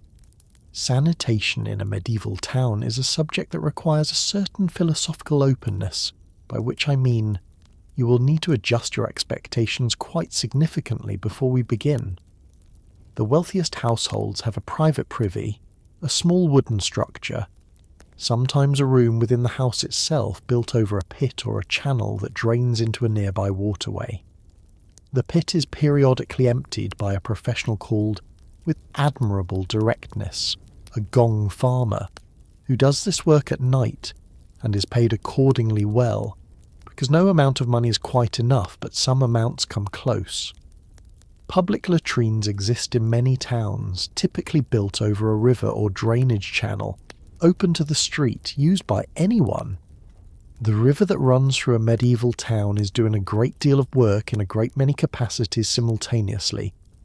It is a source of drinking water, a place to wash clothes, a highway for small boats, a dumping ground for refuse, and a sewage system. It is doing all of these jobs at once, without any particular pause for reflection on the contradictions involved. The great public latrines of medieval English towns are sometimes impressive in their scale and ambition. London Bridge, famously, had a row of latrines built directly into its structure, draining straight into the Thames below. The City of London had multiple public latrine facilities by the 13th and 14th centuries, placed at intervals through the city, their use reflecting an understanding that without some organised provision, the streets themselves would bear the entire burden, and this was preferable. An organised pit is better than a disorganised street, and medieval urban authorities, within the limits of their engineering and their understanding, worked sincerely toward organised pits. The gong farmer is one of the more fascinating figures in the social history of medieval England. He works at night by legal requirement in most towns, because the transport of the material through the city's streets during daylight hours was considered, with complete accuracy, an unacceptable public nuisance. He and his team use long-handled scoops and leather buckets to remove the contents of cesspits from below through access hatches, loading it into covered carts that then carry it out of town to agricultural land, where it is sold as fertiliser. Human waste composted and applied to fields genuinely improves soil fertility, and the agricultural use of night soil is a continuous practice across much of human history in many cultures. The gong farmer is not a figure of pure misfortune. He is a skilled, essential, well-compensated professional whose work makes his city function. He is also, obviously, someone who deserves every penny of his premium wage. The river at the centre of all of this is the Thames, or the Avon, or whatever river your particular town sits beside, and it is a body of water that by the standards of the 14th century is providing a reasonable service, given everything it is being asked to do. It is being asked to do too much. The combination of industrial waste from tanneries and dye works, household refuse, latrine drainage, and the organic runoff of a densely populated city creates a river that by late summer, in a dry year, has achieved a quality of water that is measurable and immediate as an olfactory experience from some distance away. Medieval Londoners complain about the Thames smell in hot weather in terms that are not poetic or exaggerated. They mean it literally.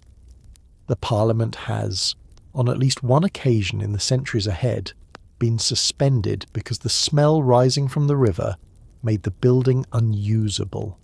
This event, occurring in 1858, will be called the Great Stink, and it will finally motivate the construction of London's first modern sewer system. Progress in sanitation, as in most things, requires sufficient discomfort applied to people with the power to do something about it. You walk past the river on your way back through town this afternoon. It glints grey and brown in the overcast light. A woman is washing a bundle of linen on the near bank, beating it against a flat stone, the suds drifting slowly downstream. Downstream, a little further, two men are filling buckets. You look away. You look at the clouds. You think about the ale waiting at home. Some things, you have learned, are better not followed to their logical conclusions. Let's talk about laundry, which in 1348 is an event rather than a routine. Washing clothes in a medieval household means heating large quantities of water over the fire, a fuel-intensive, time-consuming, physically demanding process, and then scrubbing the garments in it with lye soap and a wooden paddle, beating them on a flat stone or a washing board, rinsing them in cold water, and then hanging them to dry for as long as the weather permits, which in England is sometimes quite a long time. The entire process can take the better part of a day for a household's worth of laundry, and it does not happen every week. It happens periodically. Garments worn close to the skin, the linen shirt or shift that everyone wears as an undergarment, are washed more frequently because linen was understood, even without germ theory, to absorb sweat and body oils in a way that the outer wool layers did not.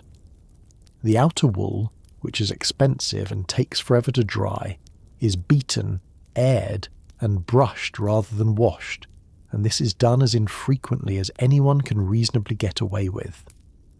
The preparation for laundry day begins the night before. Water must be hauled from the well in quantities that represent many heavy trips, and each bucket carried by hand across however much distance separates the well from the household fire. This is not a minor undertaking. In a household without servants, which is to say, the household of most people in England in 1348, every bucket of water is the result of a deliberate physical effort, which means that decisions about water use carry an implicit cost-benefit analysis that simply does not exist when you can turn a tap. You do not waste water in this era. You do not run it idly.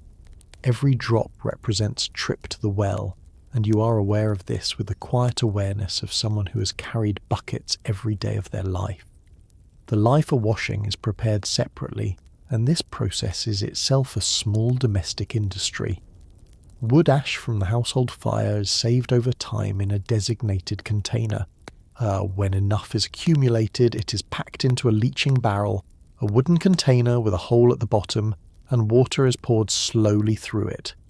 The resulting liquid, the lye, drips out at the bottom, brown and strongly alkaline, smelling of ash and earth. This lye is diluted to the right strength for its intended purpose, stronger for heavy fabric cleaning, weaker for linen that will sit against skin. The medieval laundress knows her lye strength by feel and instinct, testing it by the way it feels against her fingertips. Too strong and it will damage the fabric. Too weak and it will not clean effectively. The calibration is entirely empirical, refined over years of practice, and quite precise in its outcomes even without any formal chemistry behind it. The actual washing is physically hard work. The garments are soaked in the hot lye water, then scrubbed against a ridged washing board, or beaten with a wooden bat called a beetle.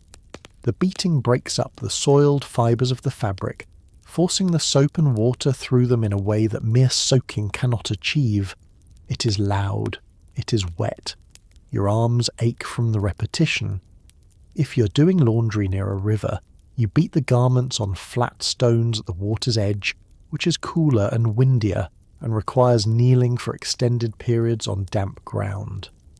This is your lower back's least favourite day of the month, and it will say so clearly the following morning. Drying is the final mercy of laundry day, and it depends entirely on the weather. Freshly washed linen draped over hedges and spread on the grass to bleach in the sun smells extraordinary. That clean, a faint outdoor smell that no modern fabric softener has ever successfully reproduced, because it cannot be bottled, only experienced. Warm, dry days in summer are the laundress's best friends. Cold, damp, overcast days in November, which England produces in considerable quantities, are the laundress's quiet nemesis. Garments that take 4 hours to dry in August can take 2 days or more in November, hanging stiff and vaguely damp near the fire, steaming gently, never quite achieving the state of actually dry, so much as the state of acceptably less wet. You wear them anyway, you have to. The alternative is wearing the dirty ones, and you have just spent an entire day making sure that is not what you are doing. When the laundry is done and folded and put away, the household smells different for a day or two, cleaner, lighter. The sharp mineral scent of lye has faded to something softer, and the linen against your skin tonight will feel smooth and fresh in a way that makes the effort of the day feel, briefly and completely, entirely worth it. It is time for an honest reckoning. What did a medieval person actually smell like? Not in a bad week, not in a particularly good week, but on an ordinary, unremarkable Tuesday in 1348. The answer is layered. There is the baseline smell of a body that is washed perhaps once a week at best, more likely less frequently in winter when water is cold and firewood is precious. There is the smell of clothes that have been worn for many days running, infused with a particular combination of sweat, smoke from the household fire, the lanolin of wool, and the accumulated experience of daily life. There is the smell of whatever you ate last, which in this era tends to involve considerable quantities of onion, garlic, salted meat, and ale. There is, underneath it all, the ambient smell of a world without indoor plumbing, without sealed waste disposal, and without the industrial-scale cleaning products that the modern world applies to everything it can reach. Against this backdrop, you do not smell like anything out of the ordinary. You smell exactly like everyone else. And in that sense, oddly enough, nobody notices at all. Smell is the most socially constructed of the senses in that what registers as offensive is determined almost entirely by what you're accustomed to. The modern nose, tuned by a lifetime of soap, deodorant, perfumed laundry products, and the profound sensory cleanliness of sealed, climate-controlled environments, would find the ordinary smell of a medieval person very noticeable indeed. The medieval nose, operating in a world where that smell is simply the smell of people, does not register it as a problem at all. This is not a failure of perception. It is adaptation. Your brain is very good at filtering out background signals that contain no new information, and in a world where everyone smells of smoke and sweat and wool and ale, none of that registers as a signal. It is just the air. There are social gradations of smell in this era, however, that are very much noticed and very much meaningful. The smell of a tanner, a worker who processes animal hides in large vats of urine, feces, and rotting bark in a process that produces a smell so comprehensive and penetrating that tanneries are legally required in most medieval towns to operate at a minimum distance from residential areas, is detectable and recognised. The smell of a fishmonger is distinct and follows them through their day with considerable loyalty.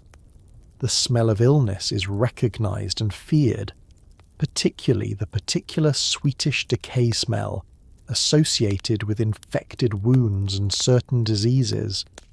The plague itself, in its later stages, has a smell that contemporary accounts describe with the kind of specificity that comes from direct and terrible experience.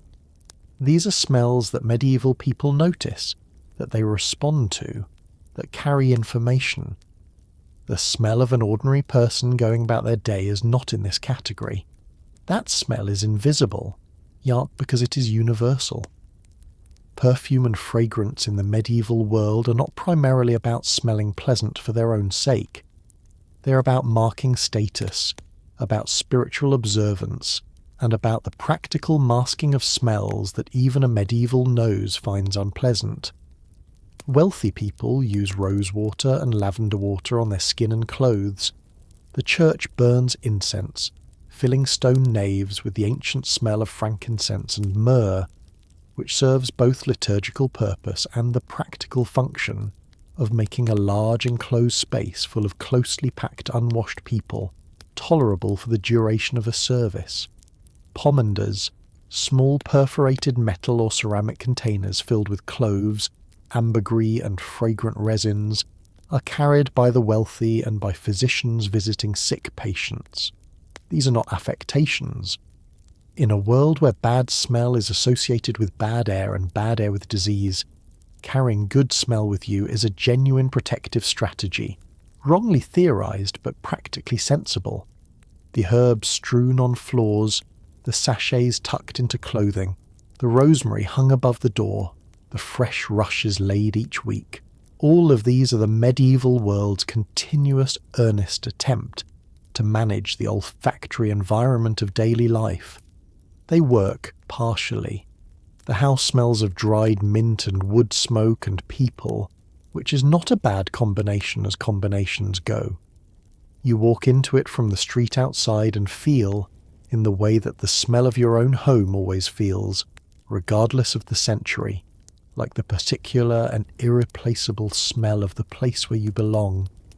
Beyond the physician, beyond the apothecary, beyond the barber surgeon, there's another figure in the medical landscape of 1348, one who is harder to document and easier to underestimate.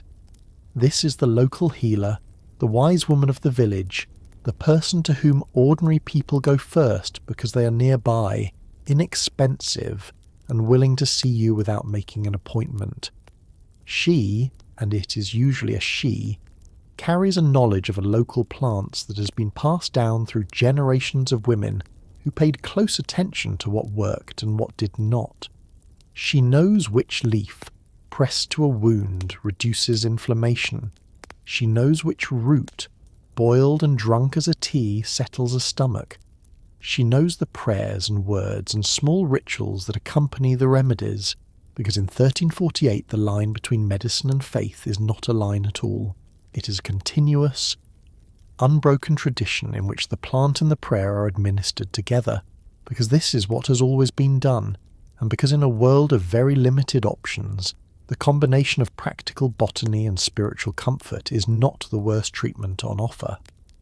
The village healer's knowledge is oral knowledge.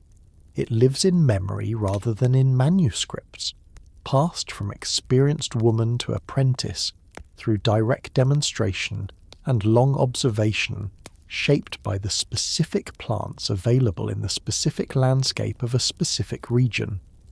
A healer in the chalk downlands of southern England knows a different flora than a healer in the river valleys of East Anglia, and her remedies reflect this local specificity in ways that a university-trained physician reading from standardized classical texts does not, and this is both a strength and a limitation. Her knowledge is precisely adapted to her environment.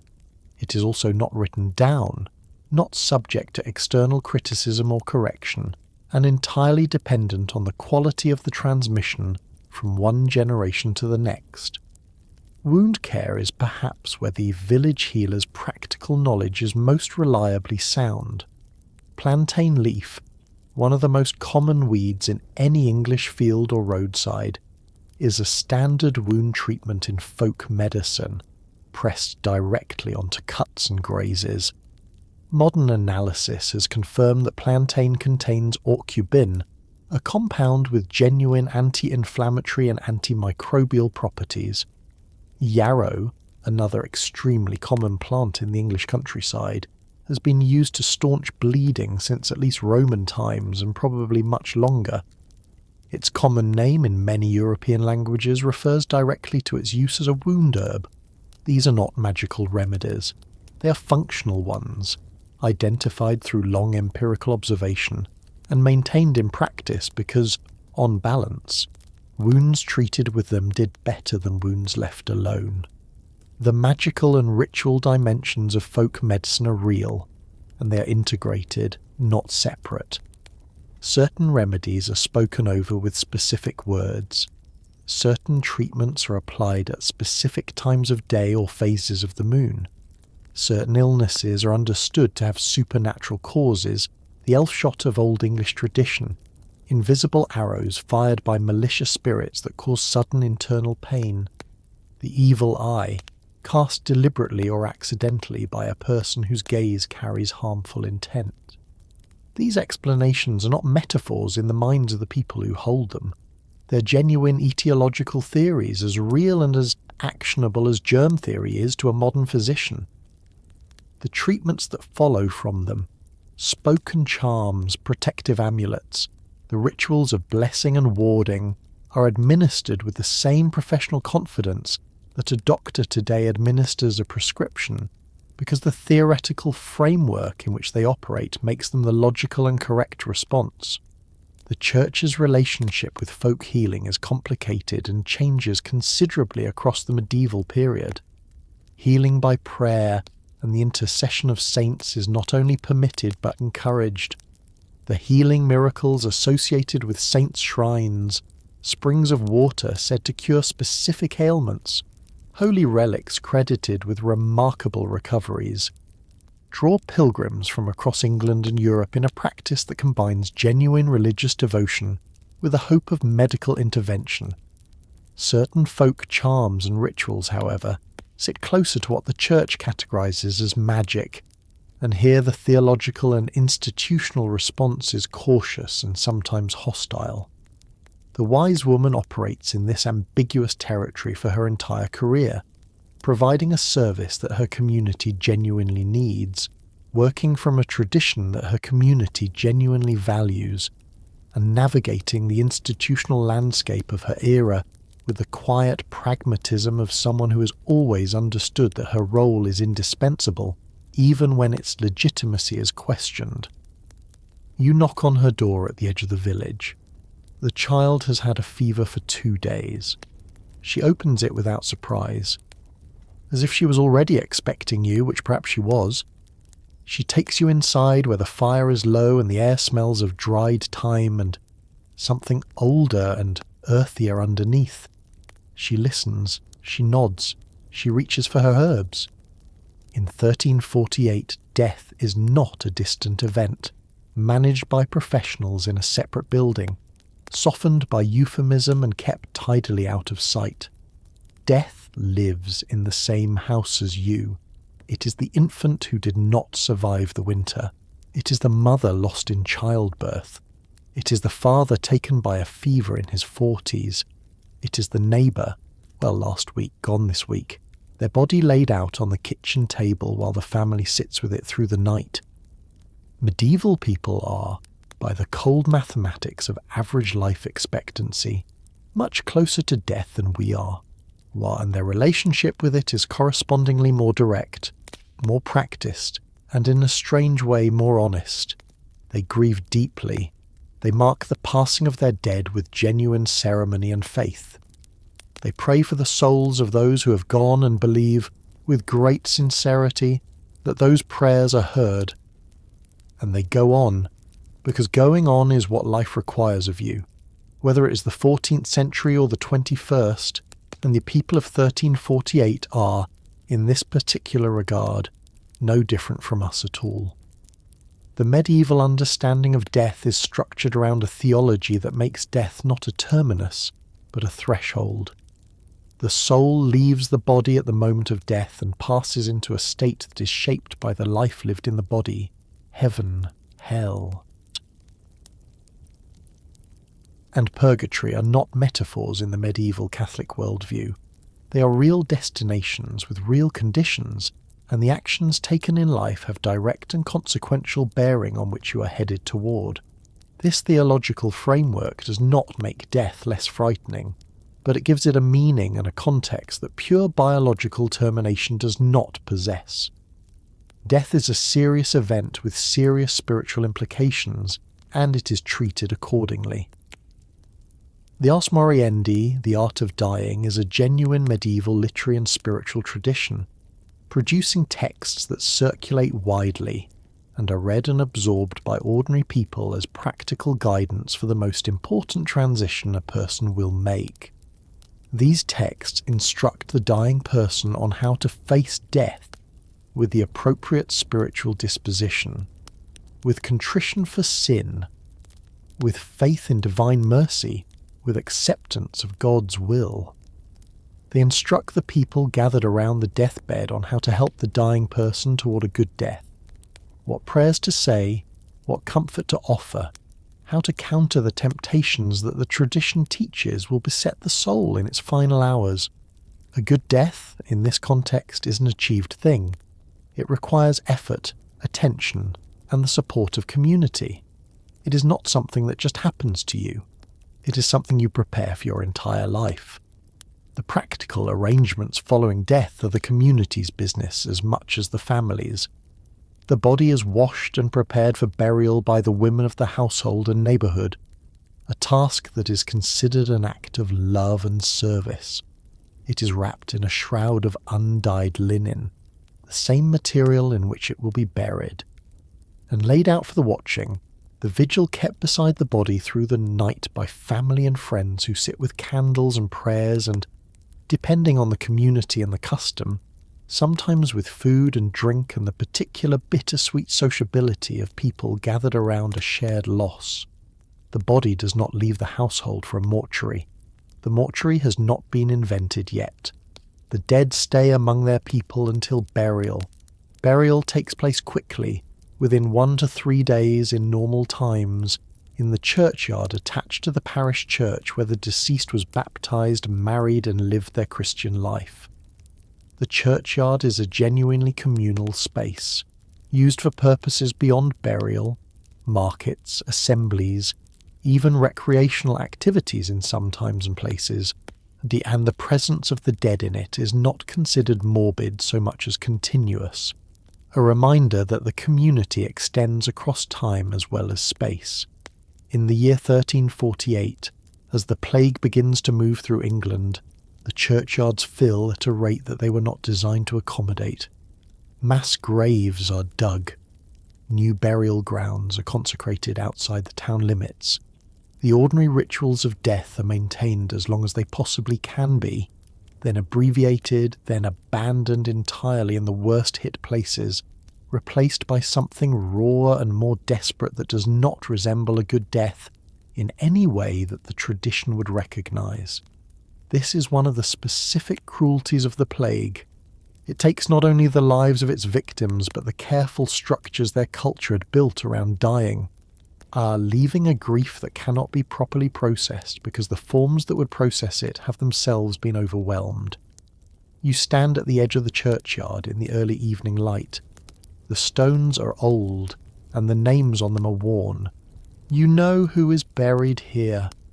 You always have. The light is fading. The fire in the hearth has burned down to a low orange glow, and the room has taken on the particular amber warmth of a medieval evening. Your day in 1348 is winding toward its close. The work is done, the hauling of water, the tending of animals, the mending, the cooking, the 100 small physical tasks that make up an ordinary life in an age of extraordinary physical labour. Supper has been eaten. Bread, pottage, the thick vegetable and grain soup that is the foundation of the medieval diet, maybe a little salted fish or a piece of pork if today was a good day, a cup of ale, the fire, the sound of other people settling, breathing, speaking quietly in the dim. You are tired in a way that is complete and thorough, a tiredness that lives in the back and the arms and the feet, earned through hours of real and necessary work. You pull your cloak closer, find your place on the straw, and let the warmth of the fire and the sound of the quiet night begin to do what warmth and quiet have always done. Slowly, gratefully, you close your eyes. The evening meal is the day's most significant one. In most medieval households, the pattern of eating runs opposite to the modern habit of a light breakfast and a heavy dinner. The main meal is often taken in the middle of the day when physical labourers are at their midpoint and need genuine fuel to continue. Supper in the evening is quieter and simpler. The remains of the midday pot reheated, a heel of bread, the day's last cup of ale. It is not meant to be exciting, it is meant to be enough, and in a life calibrated to enough rather than abundance, it is. Pottage is the dish that ties this era together across every season and every social level. It is a thick soup made in an iron pot hung over the fire, and its contents vary with the season, the region, and the household's means. At its most basic, it is a grain porridge, oats or barley boiled until soft, salted with whatever is available. At its better versions, it contains onions, leeks, cabbage, turnips, dried peas or beans. Flavoured with herbs from the kitchen garden, thyme, sage, parsley, and enriched, when there is something to enrich it with, by a bone boiled long for its marrow, or a piece of salted meat that has been simmering all day. The pot hangs over the fire all day, receiving additions, thickening gradually, tasted and adjusted by the cook in the unconscious continuous way that long-practiced cooks manage a familiar dish. It is not glamorous food. It is deeply, practically nourishing, and on a cold evening after a hard day, it's exactly what the body needs, in the way that only a very simple thing made well can be. After supper, the fire settles, and the household gathers around it, in the particular proximity of people sharing warmth in a world that provides warmth only in this one way. There is conversation in the low, the easy register of people who know each other completely and have no need to perform. There is perhaps a story told, a fragment of news passed on from someone who heard it, from someone who had it from a traveller. There are prayers said before sleep because the day ends as it begins, with the acknowledgement of something larger than the individual life, something that in 1348 is not abstract or theoretical, but as immediate and present as the firelight and the dark outside. The straw mattress receives you with the familiar sound of settling. The blanket, rough wool on the outside and linen beneath, smells of the fire and of sleep, and of all the previous nights it has held you through. The room is dark except for the last red glow of the embers. Beside you, around you, your family breathes with the slow, in deepening rhythm of people giving themselves over to rest. Outside, the town has gone quiet. A dog barks once far away, and then even that falls silent. You lie on your back and look up at the dark rafters. The smoke has cleared somewhat. The air is cool and still. You ache in the specific places that today's particular work has asked of you, and the aching is not unpleasant now, at rest, where it is simply the body's honest record of a day spent in real effort. You're not thinking about the plague moving south. You're not thinking about tomorrow's work. You're thinking about nothing at all, which is the particular gift of exhaustion honestly earned, and it is pulling you gently and steadily towards sleep. This is how a day ends in 1348, not with a scroll through a glowing screen, not with a podcast or a television show or the particular modern restlessness of a mind that has been stimulated all day without being physically tired. It ends with a body that has been fully used, in a warm room surrounded by people you love, with no light left to see by and nothing left to do. The straw sighs beneath you. The embers breathe their last orange light. And the night, which in this era is genuinely completely dark, comes in from the edges of the room and covers everything quietly, like a hand laid gently over a candle. Sleep in 1348, when it comes completely. And tonight at least, it is coming for you right now. And so, here we are. At the end of a very long, very fragrant and genuinely remarkable day in 1348, you survived the straw mattress and its many quiet residents. You navigated the street without incident, which, given the street, was not guaranteed. You ate your dark bread and your pottage and your aggressively salted pork. You washed your face with lye soap and called it victory. You visited the barber and wisely decided against it. You drank your ale instead of your water, which was, it turns out, one of the smartest decisions a person could make in this century. You watched the plague move closer on the horizon, and you did not look away from it, because the people of 1348 did not have the luxury of looking away. They looked directly at the hardest things their world contained, and they went on anyway, with a stubbornness and a tenderness and a quiet courage that does not ask to be called courage because it simply has no other name. These were not extraordinary people. They were ordinary people in an extraordinary situation, which is the most human condition there is. They loved their children and mourned their dead and argued with their neighbours and worried about the harvest, and sat beside their fires in the evening and felt in that amber warmth, something that you would recognise completely if you sat beside them. The specific fears were different. The specific comforts were different. But the shape of a human life, the need for warmth and food and company and rest, the desire to be clean and well and safe, the grief of loss and the relief of an ordinary day that ended without disaster, all of that is exactly the same. So tonight, as you settle into your very clean bed, with your very soft pillow and your temperature-controlled room, and your shower that runs hot water at the turn of a handle, yes, and your mattress that contains absolutely no additional residence, take just a moment, a quiet, unhurried moment, to be grateful for the distance between then and now, to think of the people who lived inside that distance, one difficult day at a time, and made it through, and to carry that thought gently, warmly, into the dark. Thank you for being here tonight. Until our next journey into the past, I wish you a calm and peaceful sleep,